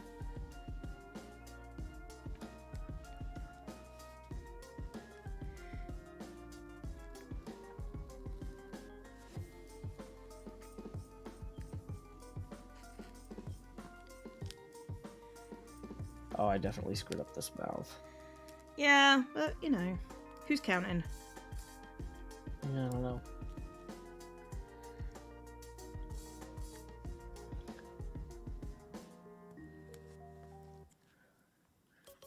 Hey, we got some tips rolling in, so the alerts are working. Nicolaus says, I was indeed waiting for a good cat. Well, thank you for indulging me early. And Rotation tipped 2 as well. Thank you very much, Rotation. That puts us 13 away from the first Phase Gamer expansion.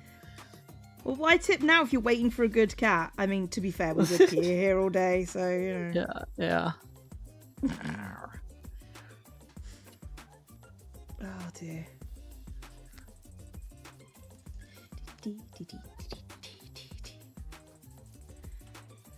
Quick crafting tip for everyone. When using the noose to remove something, don't slash it towards you.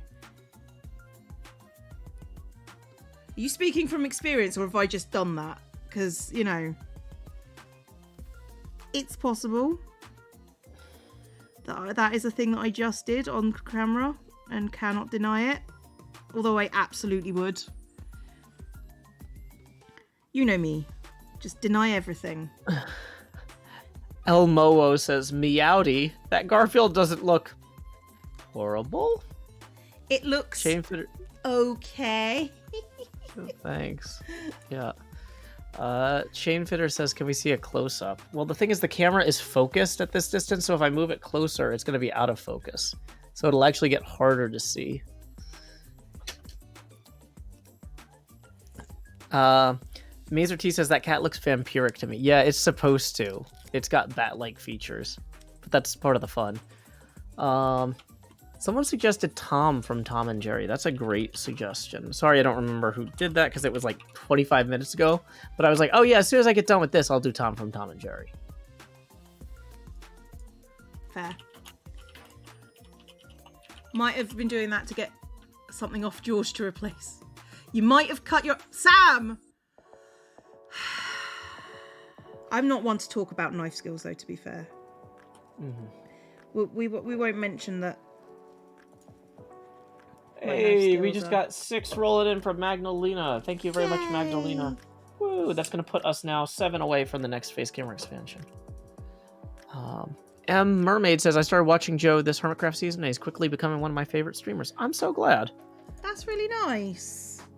Yeah, because, you know, I make things that definitely, like, have a niche audience. I'm not trying to make something for everybody. But it's nice when people come in and go, oh, this is for me. Because it's like, yes, technically it's for me, but I know that I'm making things for me in a way that's intended to be accessible to some people that have overlapping...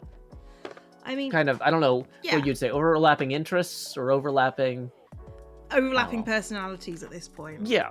Complementary personalities, yeah. I mean, like, some of the things Joe does, they're not for me, but they are for other people, you know? Mm-hmm. And I think it helps when, you know, you find somebody who you understand. You understand what it is they're trying to achieve. And you don't get that with a lot of people. Because I look at some people and I'm like, what are you actually trying to do here? Is it anything that I have interest in? Sometimes it is, sometimes it isn't. Yeah. Well, and that's why my Twitter bio, sometimes people are like, your Twitter bio is too vague. And I'm like, I think it specifically describes what I'm doing in a very clear way. It doesn't describe my actions, it describes my intentions, which then percolate through all my actions, right? Mm-hmm. And for those of you who don't have Twitter, my Twitter bio says, I can't bring you peace and joy as those lay dormant in your heart, dreaming of your shared future. Instead, I will yell loudly and wake them up. So that's where the scream in Scream, Stream, Dream has another meaning that I really like. Like, this has been my Twitter bio since 2008 when I sat down and was like, what do I intend to do with Twitter? Yeah. And I feel like I have accomplished that to some degree. Like, what am I accomplishing on Twitter? I am accomplishing not a lot, to be honest. I feel like I'm screaming into the void some days. Yeah. Hey, Leslie, thank you for the 5, who says, has Dr. Seuss been mentioned as a cat yet?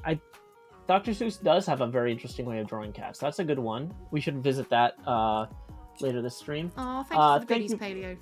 Oh, thank you very much, Connie, for the 3, who says, not much. Well, hey, I appreciate it. That is actually going to put us past the first tipping milestone, though. So here we go. Please direct your attention down here to where slot 9 would be, so I can say, howdy, y'all. JoeHills here, expanding as I always do in Nashville, Tennessee. I'm also realizing that my camera wasn't maybe pointed at what I was drawing on. That's hopefully a recent development, because I picked up the Abacus and shifted it. And then we got another 15 from Deanna. So thank you very much, Deanna. That's going to put us 4 away from the next Face Gamer expansion. Appreciate you. Okay, those are the first 3 days of March done, and a live die loop. Little.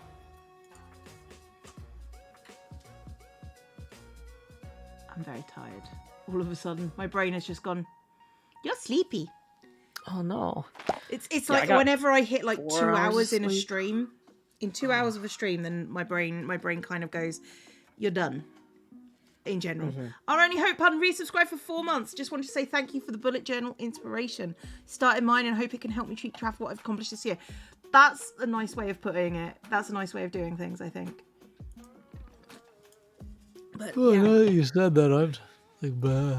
I'm sorry. It's like my brain has a 2-hour window for streaming usually, and it's just like, you're done.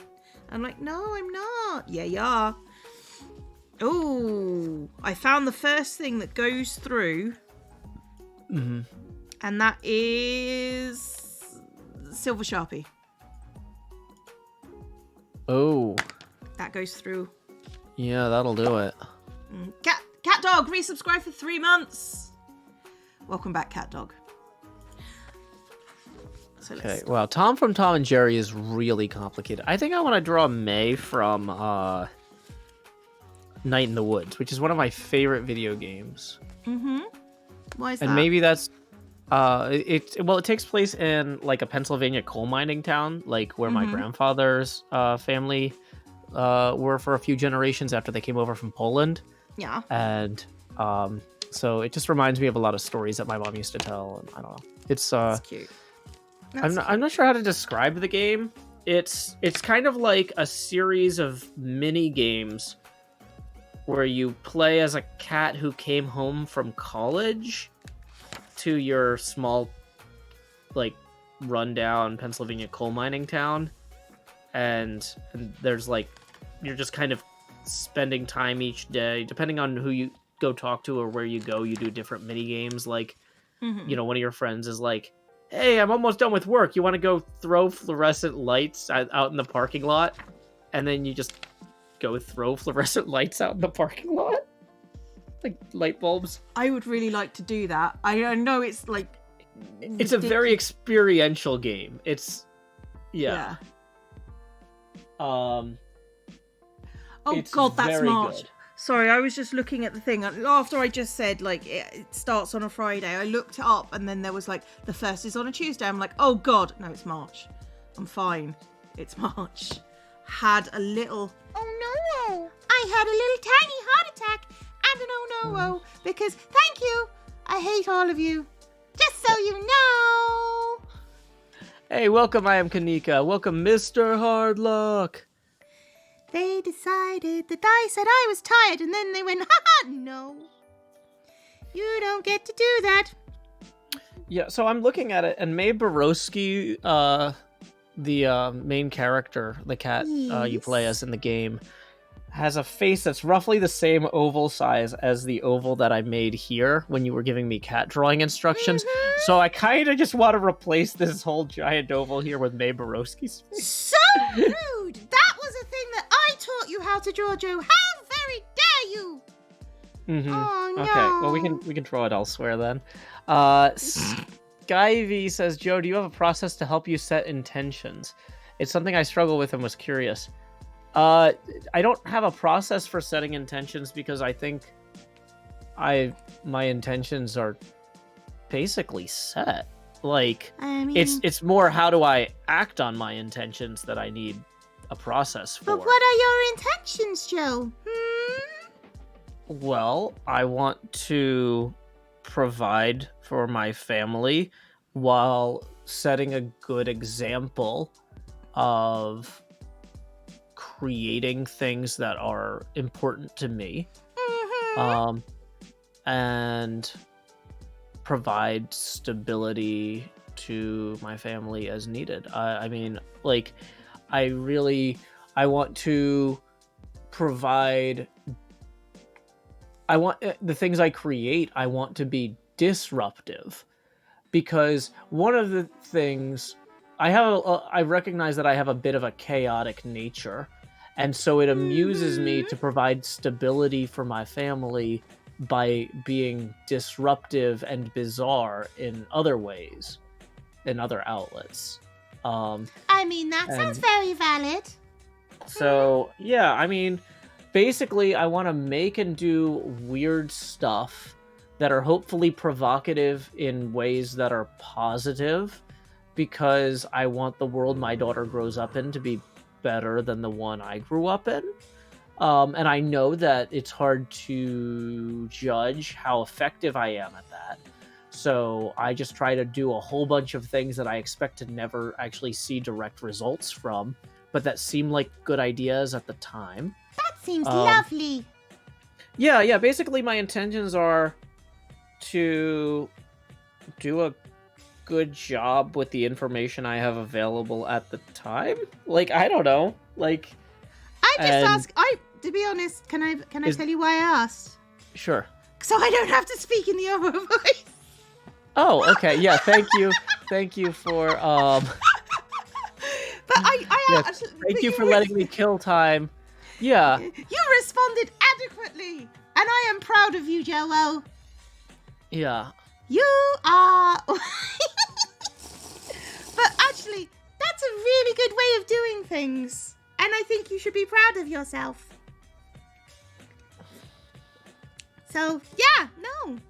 Your intentions are good, Joe. You are a good person. If that was ever in doubt. Shouldn't be, because you're kind of decent. Okay. Arrow Awesome says, my teacher says if I want to use a YouTube video as a reference, I need to ask permission. Do you mind me using your moon measurement device from S8 as a reference in my paper? Well, I think that something that is published is granting that permission by the act of publishing it. I wouldn't have published it if I wasn't okay with people referencing it. But I'm not going to provide explicit written permission, because that's not a business I want to be in or something I have time for. Yeah. Does that make sense? Referencing is okay. I mean, you know. If somebody wanted to reference one of my poems, they don't need to ask my permission for it. And in fact, if they ask my permission for it, they'll never get it, because I don't have time to give that permission. And that's the same thing for my videos. Hey, thank you, Christine, for 10. I question your teacher, to be honest. Sorry, Joe. Yeah, that's a weird policy. Christine tips 10 and says, I love how two friends just chatting while crafting is inspiring me to pick up drawing again. See, thank you. This is just me doing what makes sense at the time, putting some good out in the world, and I'm glad that we can be an inspiration. We're here to do the good sometimes. Yeah. Okay. Daniela tips 4, which... Wait. Actually, hold on. That 10 got us past our next face camera milestone without me realizing it. Hold on. So here we go. It's time to... expand Joe. And then Daniela tipped 4, which gets us halfway to our next milestone, who says, has the Cheshire Cat been mentioned? Love your stuff. Discovered you from one of your streams. Can't wait to join more. Thank you. Cheshire Cat's a great suggestion. That one hadn't occurred to me. Mm-hmm. And then That's Mr. Good. Hardluck tipped 2, who says, being disruptive and bizarre is the JoeHills difference. Thank you, Mr. Hardluck. That's what we're here for, the JoeHills difference. Well, and that's the thing, is like, and this is something that I've struggled with as a server operator, is I think people are paying me to be weird and artistic and disruptive, and so I want to create experiences on the servers that you couldn't get from anyone else.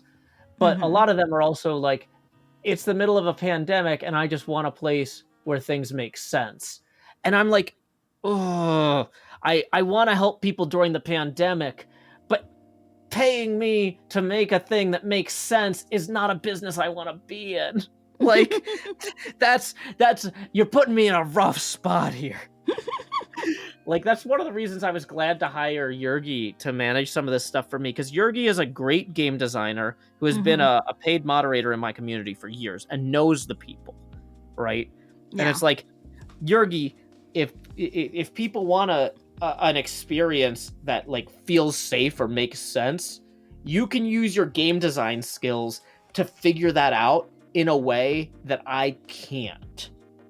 if people are asking me to play against my strengths, either they need to hire somebody else instead of me, or I need to hire somebody else instead of me. Because if I'm playing against my strengths, I'm going to be way more stressed out and I'm going to do a bad job, right?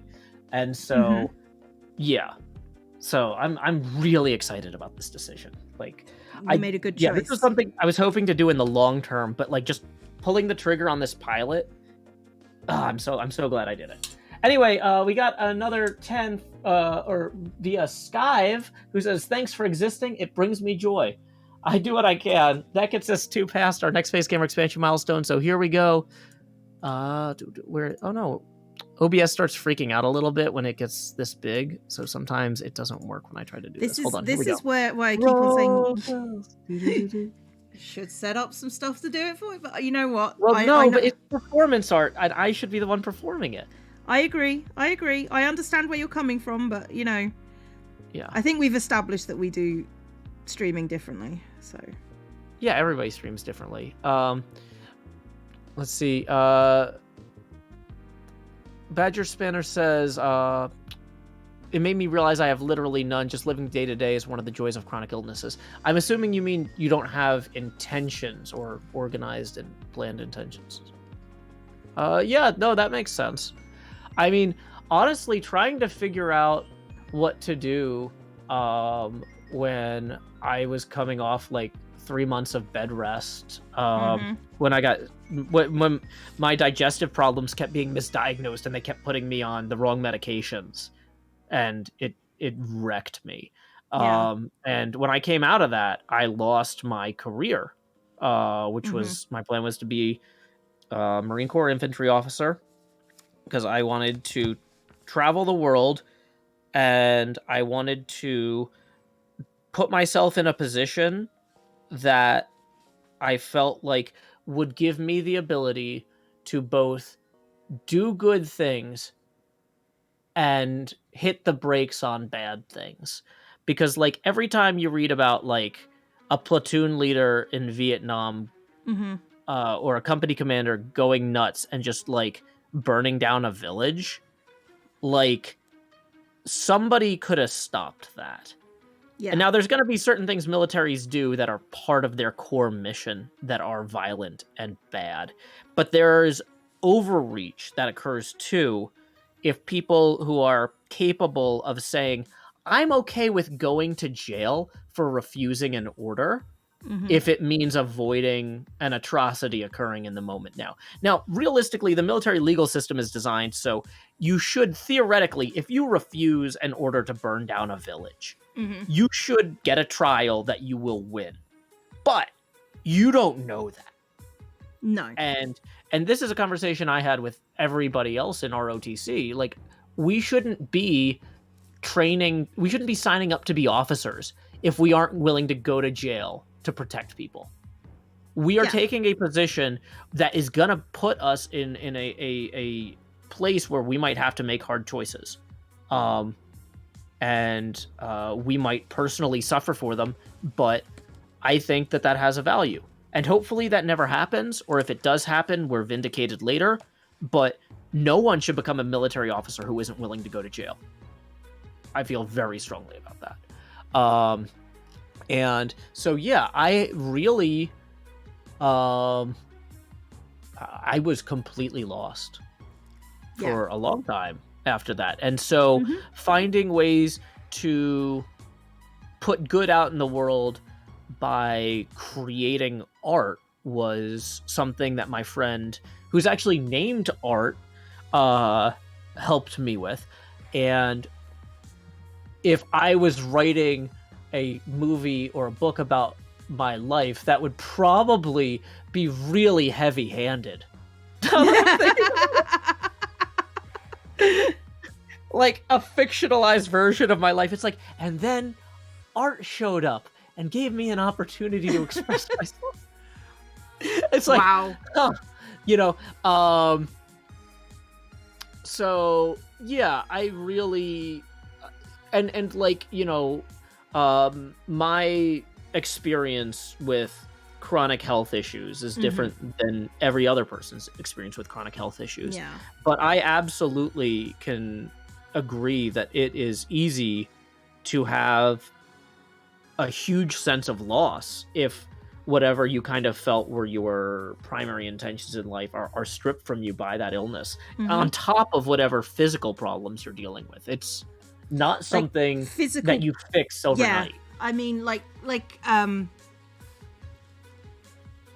I have a chronic condition. It's not a chronic pain condition, but it's a chronic condition. And fortunately I've got now meds that deal with it, but it's still there, and it's still, you know, all the hospital visits and all the stuff where they don't quite believe you that this is a problem and all that sort of stuff. That really affects you, and it affects the way you live your entire life. And I was fortunate that it didn't impact my work. It just impacted my self-esteem, and it impacted my all the things that it did to me were, well, aside from the physical stuff, were mostly personal and mental. So I didn't, you know, I didn't have to worry about work. So I still could be me, but I could like push that off in one sense, you know. And it's being now in a position where I can do this for work. I feel so lucky, like 100% lucky, because, you know, it's tough. It's tough doing that when you've got like a chronic condition. I like how I could just see Joe just walking after I'm doing this, saying this, and Joe's walking out. I have my headphones on. I know, but it's just made me laugh because I could see it. Because you insisted that I not draw over my existing oval, so I went to get my oval stencil. Oh, I see. It's my fault. Okay. I'm following through. I was giving you an opportunity to share. Yeah. While going out of my way to go get a tool that will enable me to preserve your artistic vision. I felt like that was me being supportive in two ways. That's fine. That's fine. I was joking, Joe. Don't worry. And people are yelling. You don't seem like you have a fill in any disability that doesn't put you in a wheelchair. Those are always nice. Well, that's the problem. Even those people who are in a wheelchair, or those people who, like, in the UK, we have blue disabled badges. Even if those people have those badges, there are people that come up to them and say, well, you're able to walk, therefore you're not disabled. That's not what that means. That's not what the word disability means. And it makes me cross. It makes me cross the way people treat disabilities, and especially invisible disabilities. So well, I feel you, Joe. And I will say that being self-employed has really let me set my own pace for certain things in a way that's been very positive for my health, because even though they eventually figured out what was wrong with my digestive system, and I've adapted what I eat, when I eat, things like that, to minimize the impact, like, it's easier for me to manage all those things when I'm in charge of my day. Yeah. And not, you know, I'm not like, okay. Well, the other thing was with commuting, I couldn't eat certain things at certain times. I had to be way more narrow about my diet and my schedule in order to ensure that I could drive a car for a half hour twice a day at awkward times. And then, you know, it's like, it's just so much healthier for me to be my own boss and make my own schedule. My chronic condition has been absent for a few years because of all the meds and stuff. Had it so under control, and when it flared up like a few months ago, I was in an absolute state, and being able to control when I could work made such a difference for me, because, you know, before it would impact work, and then I would have to have meetings and stuff about absences, and it's a nightmare having a condition like that and not being able to set your own hours. So see, that was one of the nice things about having my own office, is I could just close the door, vomit, you know, tie up the trash bag, take it out. Okay, like, keep working. You know, it's like, where instead of like, oh, if I actually manage this properly, I'm not getting sick all the time. Like, you know, it's funny because, like, I was talking to some of my coworkers about this at one point, and they're just like, oh, we had no idea you had any problems like that. And I'm like, well, you know, I try not to let it impact how I treat others or whatever. I like you that, know, Roger. like. I'm glad that I've been able to minimize the impact on the people here, but it's really hard on me. Yeah, I you mean, know? that's the whole thing about, like, a lot of the way the world works is if you are in any way disabled, have a chronic condition, anything like that, it's you have to minimize your effect on the people around you rather than them making accommodations for you. And, like, even though legally they have to, getting those accommodations is hard. You know? Yeah. It's just, it's a nightmare. Yeah, the sunflower lanyard thing is a thing, Badger. You're not wrong. And this is one of those things where I would rather systems be designed to help people who need it. Rather, or like any system ever. Somebody's going to try and scam it. Somebody's going to try and skim. Somebody's going to try and be corrupt somehow. You can't make a corruption-proof system. So the question is, if you're going to have a system that somebody somewhere takes advantage of anyway, how do you design it so that the most people who actually need help from it can get help from it? Yeah.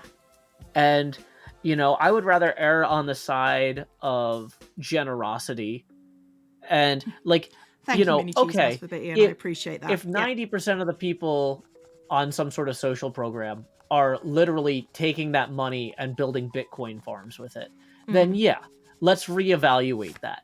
But if it's like, well, some of the people who are getting food assistance are making $10 more a month than the cutoff, it's like, I don't care about that. That's not a valid enough reason.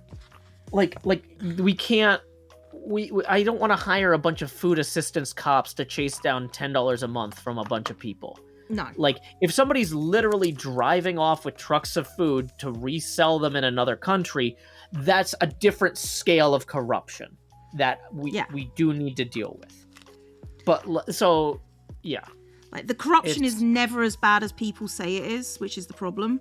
Like, it's like, these people who are trying to live live on a little bit more than what we said they should be able to. I don't care.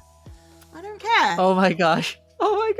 Drew Baca. It's one of my favorite things about having a Discord chat for the Patreon patrons is that it's the only chat you can post images in, right?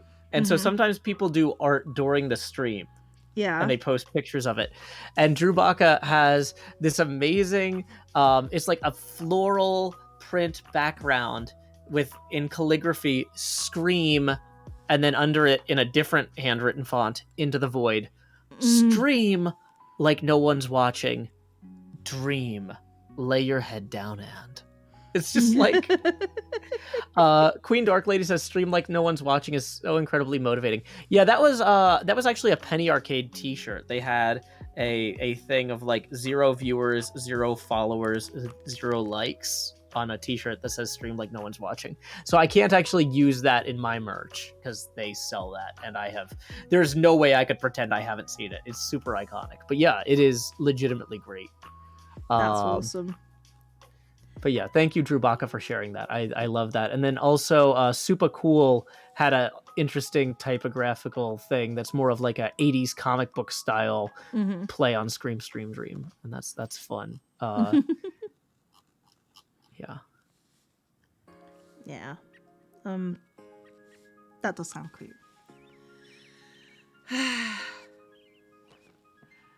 Scrounger press is the worst. There's never anything positive about people on benefits. Yeah, no. I agree. It's just the thing is, I've always got this kind of like there for the grace of God kind of thing that goes on in my head at that point.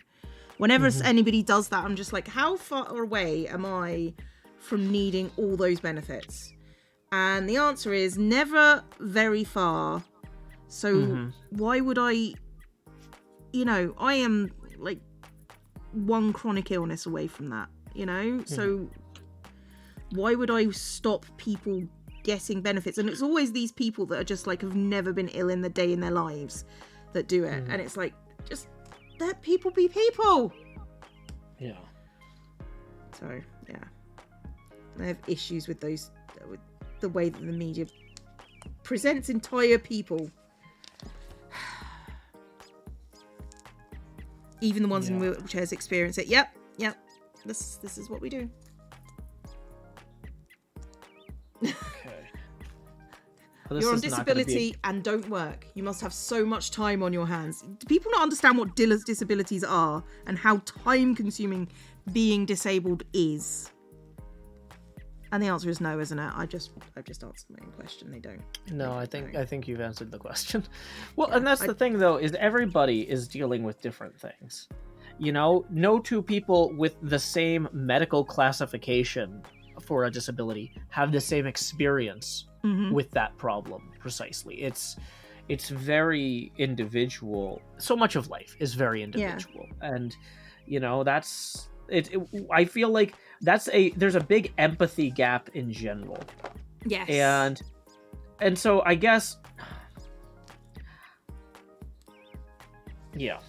and take a moment. It's a whole thing. Yeah, I'm sorry. I'm trying. Like, there's a million ways you could go with that. Really, conversationally. Like, it's such a big problem. It recurs at almost every level of every system of government we have, in social things, in media depictions.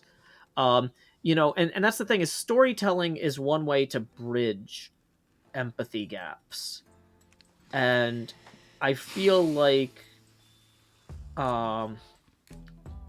there's opportunities for people like Cleo and myself to try to share truths about our lives, not because they're going to be true about your life, but because they might help you better understand how different we are from you, and then you would extend the same grace or patience with other people around you that you do with us. Like, wow, Joe's really weird and different than me, but I like him and I think he's a good guy, might help you see other weird and different people around you and go, maybe they're good too. Does that make any sense?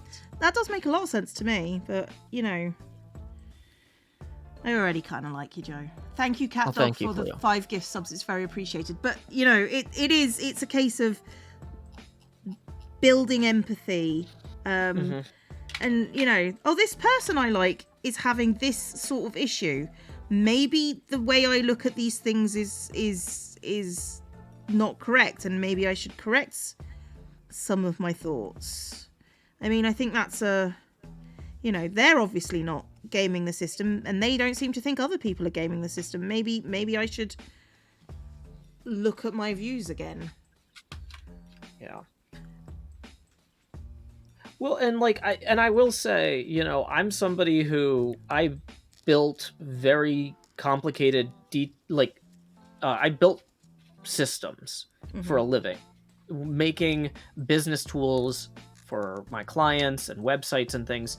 Like, everything we build has to be built assuming that there are bad actors out there in the world that exist. Yeah. But the actual goal of the tool is always to help people get something done. Yeah. And you need to make sure that you're helping people get something done when you're designing anything, because otherwise, like, if something is a completely inaccessible box, you don't actually need to build the tool. You could just write on a piece of paper in Sharpie the thing they asked me to make, and then lock it in a drawer or burn it, and it's equally useful. Yep. You know? I know. And I'm sad that I know. I mean, yeah, stories are a really good way of getting people to live outside themselves for a moment, so... They're exercise for the imagination and for empathy. Yeah. Because if you can't empathize with characters, you're not going to enjoy the story, you know? Yeah, and if you can empathize with a character, you can start applying that to real people. Yeah, it's good practice, even if it doesn't map one-to-one. But, you know, a lot of practice doesn't map one-to-one. Sitting in your apartment, you know, practicing the violin is not the same as performing the violin as part of an orchestra or on the street with a hat busking. But there is a lot of overlap, Yeah. and it's helpful to do it even if it's not the actual whole thing. Mm-hmm. It's helpful to do the pieces of it one at a time sometimes, and to practice them even when you think, yeah, I got this down. Like, I don't know. General Mayhem, when you're talking about specific people, and say they're so great for what they do and they push through, and I've got a lot of respect for that. It's a case of, what if they couldn't push through? Yeah, I spent 3 months on bed rest because I couldn't push through. I was in the best shape of my life. I could run an 18-minute 3-mile, do 20 pull-ups and 100 in a minute, and do 100 sit-ups in 2 minutes. That's like the minimum for being a Marine Corps infantry officer. Yeah. I was in the best shape of my life. I had gotten to college and I weighed 125 pounds. And there's a joke about you gain the freshman 15 because of the or whatever. I gained 25 pounds of muscle in 1 year. I was 150 pounds of muscle. Yeah. And in the best shape of my life. Quarka says that's a perfect 300 PFT. If you're going to be a Marine Corps infantry officer, you need to be able to do a perfect 300 PFT. That is literally, that's the baseline. Yeah. You aren't going to be a good leader in the Marine Corps if you cannot do that. You're not going to make it through OCS if you can't do that. Okay. Yeah. And so what I'm saying is, I had every physical advantage in terms of powering through some sort of illness. Mm-hmm. And like when they were checking, because they checked everything. This was like really this digestive issue manifested in a way that looked like it was respiratory. Yeah. And then when it wasn't respiratory, and my body freaked out in response to the steroids they gave me for that, because it turns out digestive issues respond very poorly to steroids. They checked a bunch of stuff. Like, they did an ultrasound on my heart, and the person was like, I don't ever get to do ultrasounds on hearts this good. This is bizarre. Mm-hmm. Like, cardiac-wise, I was fine. I was in incredible cardiovascular shape. I was incredible muscular shape, but my digestive system just decided one day that it had been too stressed out and it wasn't going to have it. And done. It was done. And I spent 3 months thinking on bed rest, what if the rest of my life is on bed rest? Mm-hmm. What if I'm struggling to get to the bathroom, dizzy, trying not to fall over every day for the rest of my life? I'm dependent on other people to bring me food or to help me stagger to the dining hall on the days where I felt like I could maybe walk 100 feet just to see if I could. And like, yeah, so it's like, I'm glad that, some people are like, wow, Joe, it's really inspiring that even though you dealt with that, you're doing this now, but like, what if I couldn't? Yeah. What do I deserve in that case? I think that it would be nice if, I wasn't just completely forgotten by society or ignored, because I might still be able to contribute something, even if it wasn't this. Mm-hmm. I don't know what that is. And I was terrified the whole time to think about how horrible a process it would be to find out. Yeah. But so it's a case of when you're saying, well, this person managed to do this and this and this, so I respect him for pushing through, and I'm like, but you need to be aware that some people just can't. And when you're saying you're proud of this person, you need to actually say, okay, you can be proud of them and that's great, but you can't like even pretend that that's the norm. Yeah, you can't expect that. I was very lucky that finally one of the doctors figured out. So I went to the asthma, sinus, and allergy program at Vanderbilt, mm-hmm. and they gave me, they're like, okay, we're going to give you a grid of injections. Basically, it was like, I think it might have been a 6x4 grid of needles, and each one had a different irritant in it. And they hit my arm with it to see what I might be allergic to. Mm-hmm. And, it came back and every single thing popped way positive. And the doctor was having me do breathing tests and all this stuff. And he's just like, okay, so how long have you been allergic to this stuff? And I'm like, I haven't. I'm outside as much as possible all the time. Like whatever. And he's just like, okay, so clearly your body is under insane stress. And we need to, if you were actually this allergic to all of these things without proper medication, you would have been dead going outside over the course of the last 20 years. There's no way somebody is this allergic to this stuff and is fine. And so he's just like, based on all the insane data that your body is giving us, it's probably not respiratory or allergies. It's just manifesting that way. There's something that they give people who have certain types of stomach problems that isn't necessarily prescribed for that, but can really help. And I'm going to put you on that, and we'll see if it works. And, I would almost attribute this to the placebo effect, if it weren't for the fact that this was like the 5th medication somebody put me on like that. Yeah. And every single other one had terrible side effects. But that one, the next day, I was walking around campus and I was just like, oh my God, I haven't been outside in the sun like this. This is amazing. The day after that, I was back in bed because my muscles and my legs were like, not, like the big muscles were still fine, but all the little connecting muscles, they just went, you just ran 800 miles. Yeah, they were like, you should not have walked a mile yesterday. You screwed up. So I was back in bed the day after that. But at that point, it's like, okay, we know it's digestive. And we know that most of the symptoms are caused by my body just being under too much stress because of this undiagnosed digestive thing, which has then been like even accelerated worse because of the being put on the wrong medications, like the steroids and stuff, And so, but like until then, it was not getting better. No.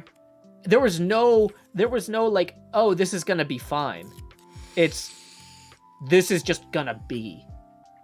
And, that, like, and for some people, that's how it is forever. Forever. Yeah, I mean... They don't get that diagnosis that I got with the medication that actually works. Now, of course, because this medication was prescribed to me what they call off-label, which means it was prescribed to me for something that it wasn't intended to treat, my insurance company ended up pulling it.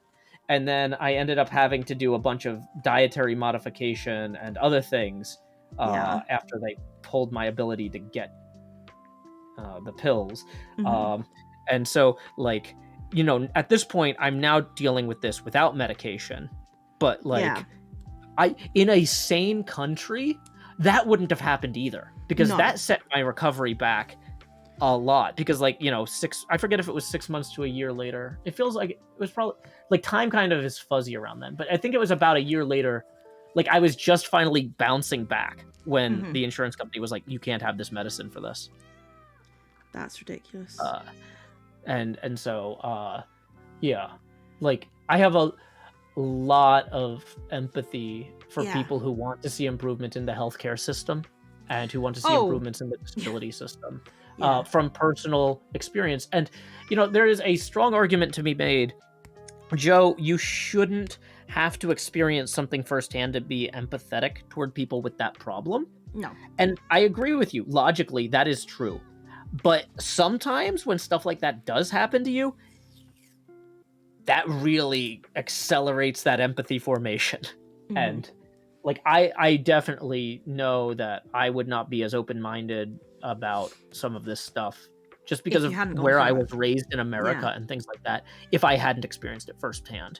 And so, that's something where I try to bridge the gap when I can with people who were raised in a similar environment to me, but who haven't had that experience firsthand, to help them see like why that empathy is important. Yeah. No, I don't really have anything to add to that, but sorry, I'm talking a lot, Cleo. No, that's fine. It was just a sort of like I remember thinking when my own condition flared up, just like when it first started, it wasn't it wasn't constant, and then it progressively got worse and worse, and then I'm just like, what if this is forever? What if I have to be in hospital every few months for the rest of my life? You know, and it's like, it plays with your brain a lot. And, you know, it took me like some time to, you know, figure out that, you know, what I was going through was serious because it was intermittent at first. And yeah, no, it just absolutely plays with your entire life.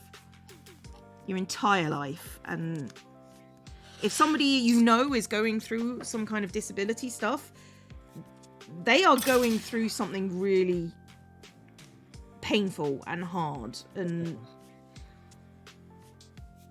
a lot of people don't see that they're going through that. So if somebody's going through that, it's like, yeah, when they're not from birth, you have to deal with grieving who you were. Fortunately, like I say, like the drugs that I use are, the medicines, because they're not technically drugs, have like made it virtually disappear, and I feel thankful, because you know, I could have lived like that. I would have been in a lot of pain, but you know, I wouldn't have liked living like that. But people have to, and I would have found a way to cope, but you know, it's tough, and it's scary.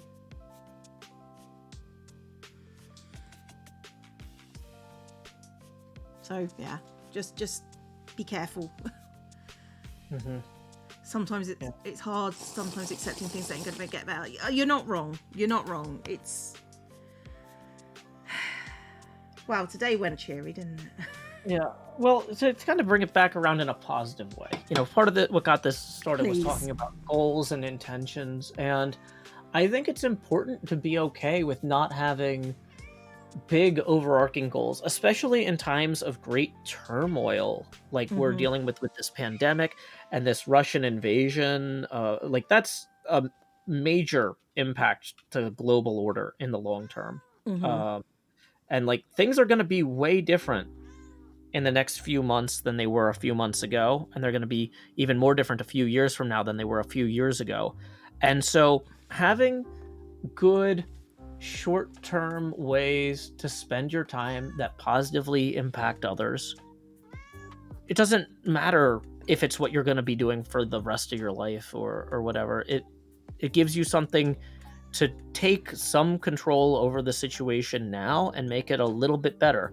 And sometimes when you do something small, that's it. You did something small and that was nice for the other people. And sometimes you inspire somebody in a way you don't anticipate, and you can never know which things you do are which. Yeah. It's just one of those things. And so, like, I really have tried to avoid setting any numerical goals for myself or my streaming stuff the last few years, because if I start chasing numbers instead of focusing on trying to do a good job taking care of my kid or building something that's meaningful to me artistically, I'm going to fail no matter what. And yeah, there's a lot of things that used to work that I was like, oh, if I had more time, I could build my channel by doing this or that or whatever. But those things might not make sense in a pandemic, or they might not make sense with a lot of things that are changing right now. And so I'm just going to do what makes sense at the time. And I'm going to accept that at the time is a much narrower band of time right now than it might have been 5 years ago. Existential dread for the day. I was trying to be encouraging. It is, but you mentioned all the existential dread stuff, and it's like, oh yeah, we have existential dread. I mean, in fairness, a lot of our streams, I think this is why some of the other hermits maybe are just like, yeah, you know, I'm going to sit that one out, because they never know, like... Are they going to get... Well, to be fair, we never get serious when another hermit is on the stream. We try to keep it lighter, yeah. We try to be good friends, and, you know... do what we can to make people feel welcome. But like, Yeah. realistically, I could imagine somebody being like, "Oh, I wonder what Joe and Cleo are talking about today. Maybe I'll pop in," and then going, no, I think I maybe don't next need to week." talk about like individual disabilities and stuff. No, it's fine. Yeah. That's not what I wanted to do with my morning, and I don't blame them. I It's don't blame them fine. though. Yeah. Yeah. You gotta do In whatever you fact, can my chat got very quiet too. Like, Mine you didn't. know, Like mine uh, were all just like they like we obviously hit a nerve for my chat. We were all talking about like their own experiences, which absolutely valid. If you need to share your experiences in this situation, that's fine. But be aware that being off topic is difficult to cope with as a streamer. But since we're talking about it now, we're cool. Okay. yeah. Mahi Zero says we were letting you preach, Joe. Well, it's not intended to be preaching, but I appreciate the sentiment. I don't think it's. I think that was just. They were agreeing with you, so you're kind of preaching to the choir. I think that's where that was going from. No, because I don't think you were preaching. I think you were trying to explain. Yeah, and M Mermaid says, I'm deep in thought now. Blaze says, sometimes you gotta know all you can do is listen and understand to the best of your ability. Super Cool says, not quiet for bad reasons. I appreciate the stories and advice. Yo-Yo says, we were just thinking. People were being empathetic. That's what we want. Go done. Yeah. We've won the internet. Pitt says, this seriously helped me. I'm loving all this. It's refreshing to hear. Thank you, Pitt. I'm glad. Yeah. But honestly, and this is one of those things too. Yep. Yeah, where it's good for me to, you don't want to dwell on these problems. If I woke up every day and the first thing I thought about was those 3 months on bed rest, that would be really bad. But in the same way that going back and revisiting a story again, rewatching a movie that you loved from 5 years ago or 10 years ago or 15 years ago, or reading a book again and seeing like what's different about you as a viewer or a reader now versus when you read it or viewed it the first time. I think sometimes it's good to have things that we think about occasionally, and then it's an opportunity for us to see how we respond to it differently. This is not a story I tell every day, and I don't think it is a story I should tell every day. No. But I'm realizing that between talking about it now and maybe the last time I went into it at this length or depth, it's been probably a few years, and I'm a different person now, and I think in good ways, and that's kind of reassuring to me.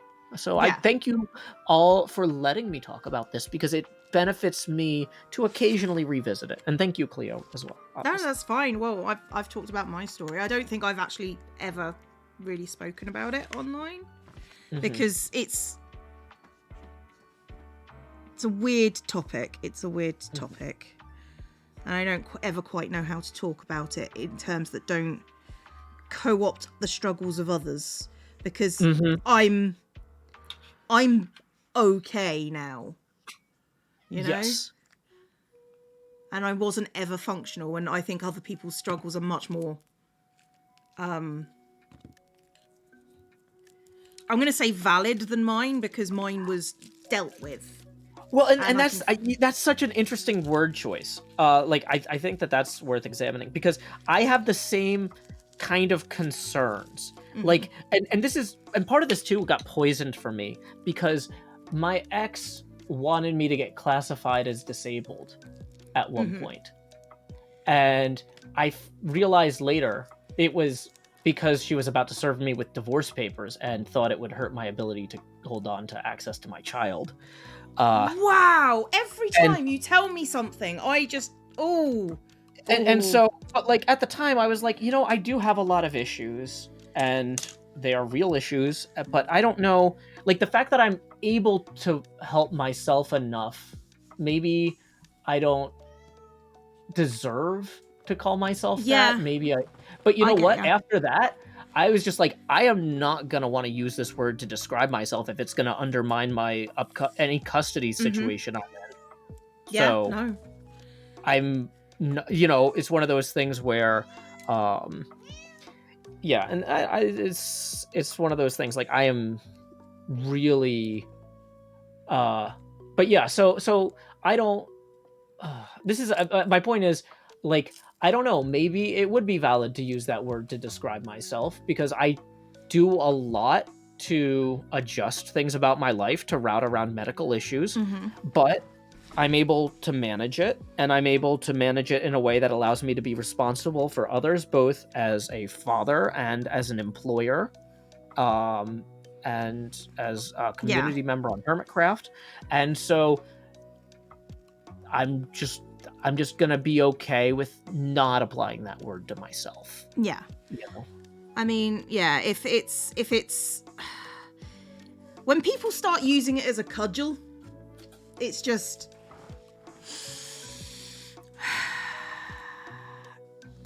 monstrous. It's monstrous.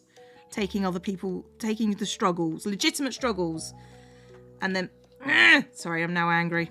I'm very angry. I'm sorry, Joe. This is. I'm not super happy about this either. Oh no, I'm aware. I'm just. It's the first time you've told me this, so I'm like here's the thing though. Is like honestly compared to like everything else, like it happened to be relevant this time, but it like, I mean honestly, the whole thing was so stupid. Yeah. Like, I mean I just. I understand, Joe. I understand. Yeah. It was a very frustrating time, and so like this is just one of those things where it's like I'm sure that I'll be angrier about this at some point when I've calmed down more about the other things. But compared to a lot of the other things, it's like, oh, this isn't even. This isn't even on my radar. It just happened to be relevant to this conversation now, but like. Yes. It's fine. We're fine. Let's see. Rachel R says, do you have any tips on pulling out of low spots? I'm having the worst anxiety and depression, and I'm in the middle of my second to last college semester. I've been to lots of doctors who can't find stuff. I mean, for me, I went to a lot of doctors who were absolutely wrong and prescribed me the wrong medication, and I got sicker. And then I went to another one who was in the complete wrong specialty and recognized what it was anyway. So to some degree, keep coming back, because if I hadn't tried going to the asthma, sinus, and allergy program at that point, I would still be on bed rest. And that's not good. So there's that. But also in terms of just like personally managing my kind of, let's say, outlook, because I don't think it's necessarily a mental health thing for me, but like keeping a positive outlook on life even when things are stressful or depressing or whatever. Yeah, because things can be depressing for you even if you're not clinically depressed, right? Dealing with the divorce and stuff was hard, and for me, having something to look forward to that I could do with other people was always very important, and everyone's different. But for me, starting to stream, one of the reasons I started to stream more after being served with the divorce papers, and then amped it up even further with the pandemic, is when I am upset about something, knowing that I'm going to get to spend time with cool people later that day is really helpful for me. Yeah. And, with the stream, I didn't know who was going to show up on any given day, but, I'd been streaming long enough that, like, there were a lot of regulars and I knew enough people. And my friends, like, during the pandemic who couldn't come hang out would pop in sometimes too. And so I just try to find something. And once again, this is a very individualized. Like, I'm sharing my experience, not offering you advice, because what motivates you or helps you or encourages you might be completely different. So, experiment with things that you think you might like that are repeatable and not costly, right? Because if you're like, okay, well, every time I'm sad, I'm going to go see an IMAX movie. That's like $26 a ticket in some cities, right? That's a bad thing. Whereas me with streaming, even when I wasn't making money off it, it wasn't really, I was using off the shelf equipment that I already had, so I was at least breaking even, or I had something that I could do every night and not be out an extra few dollars every night. Some nights I was up a few dollars, but I'm not trying to tell you commercialize your mental buoys either. That just happened to be a confluence for me. Could do. But the most important thing about it was it got me around other people. I could look forward to it all day, and it didn't have a financial cost because finances were one of my stressors. And so even if I was like, oh, I'll spend $5 on getting a coffee at the coffee shop as a treat, I would be stressing about spending that $5. Whereas it cost me nothing to stream because I was already paying for the internet, the electricity, the computer I owned because I needed it to do freelance work anyway, that sort of thing. So I hope that this is helpful. Cleo, please jump in. No, I'm just thinking that actually being able to hear people talk about that sort of stuff is helpful, but you've got to remember that you are not that person. You are your own person, and how you deal with things is different. When I'm having issues, the thing that I need to make sure that I keep on top of is the day-to-day stuff, because when I'm feeling better, and you look around and you realise that everything has gone to hell because you didn't do the bare minimum, it prolongs it. And I realise that sometimes you can't do the bare minimum, and that's okay. It's just when you can, try and keep things ticking along, because you don't want to come out of it and realise, oh no, I've messed up my house, I've messed up everything, I've messed up my life. You've got to keep on going, Yeah, and that's one of the things I like about what we do when we make our videos and do our streams, is we're making something that's exactly the sort of thing that I enjoy when I'm doing those chores I don't want to do. Yeah. Instead of it being one of those things where it's like, I really don't want to clean the kitchen, or I really don't want to prepare a meal. I'm like, oh, I can look forward to watching something on YouTube, or listening to a podcast, or listening to a book on tape. That's instead of, because a lot of my time is very creativity and problem solving focused, with both what my former day job was and what my freelance work is, and then also now the YouTube stuff. And so like that cleaning time, instead of that being maintenance time or like one more obligation around the house, that was something I could look forward to as, oh, this is my get to see what other cool people are making time. Yeah, that's true, Cokes. And so finding ways to, and once again, what was important about this too, partially, is that it wasn't costing me anything. Because like I already had a phone that I could put a video or a podcast on, and I wasn't like going out of my way to spend a bunch of money buying shows on iTunes necessarily. I was mostly enjoying stuff that was free on the internet that people were putting out there. And that, seeing how that impacted my life creates a positive feedback loop, because that makes me more excited about making things for free on the internet for people who might need it, Yeah. I mean, that's I enjoy being here for people to talk to, and like I'm like, I wasn't expecting to cry this morning, thank you very much, I feel seen. We see you, and we try to, I mean, I know I personally try and make sure that people are at the forefront of what I know Joe does as well, that at the forefront of what I do is like, who is this for? This is for all those people that keep coming back and keep coming and watching, but it's also for me, it's also for, I mean, not only because this is work, and it's work, but also because having this touchstone with Joe and every Wednesday actually keeps me on a bit of an even keel. And I also have like just having this in my life saying, well, this is going to happen regardless, because otherwise I have to explain to Joe why it's not going to happen. And then Joe goes, oh, I'll sort it out. But having that, go on.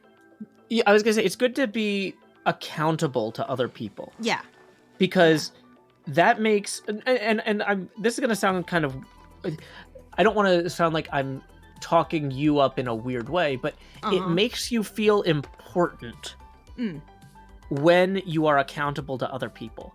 When you have plans with them and you are accountable to them, it reminds you that you have value. Your time has value. And that when you're feeling kind of down might be something you need to be reminded of. When you're not feeling down, it doesn't matter in the same way. Yeah.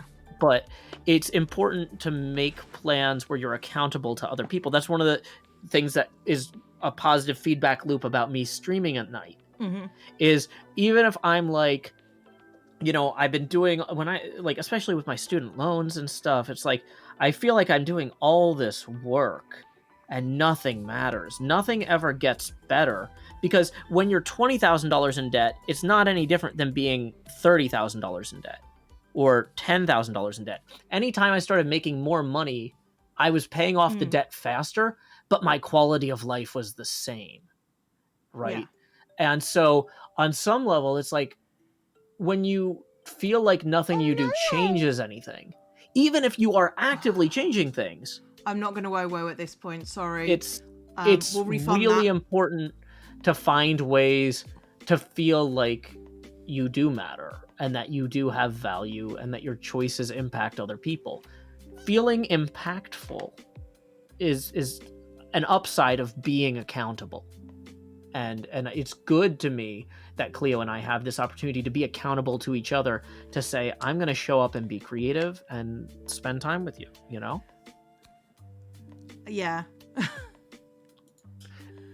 Sorry, Andra, this is like not the stream for the, not right now for the OWO. I'll refund you that, and we'll tell me when you want to do another one, and we'll sort it out, but not at the moment. And thank you very much to Sarah for the tip of 2. You don't have much to give, but wanted to give you a big hug. You keep impressing me. Appreciate it. Oh, I realized that you had a name that you put at the end of that. I'm not going to read that now because I don't want to accidentally link that to your real name. But please, if you have a name you want to be called by, put that at the beginning. Sorry, because it's easier. Somebody apologies. asked me a question that I actually wanted to go back to because I thought it was important, and I've got to find it.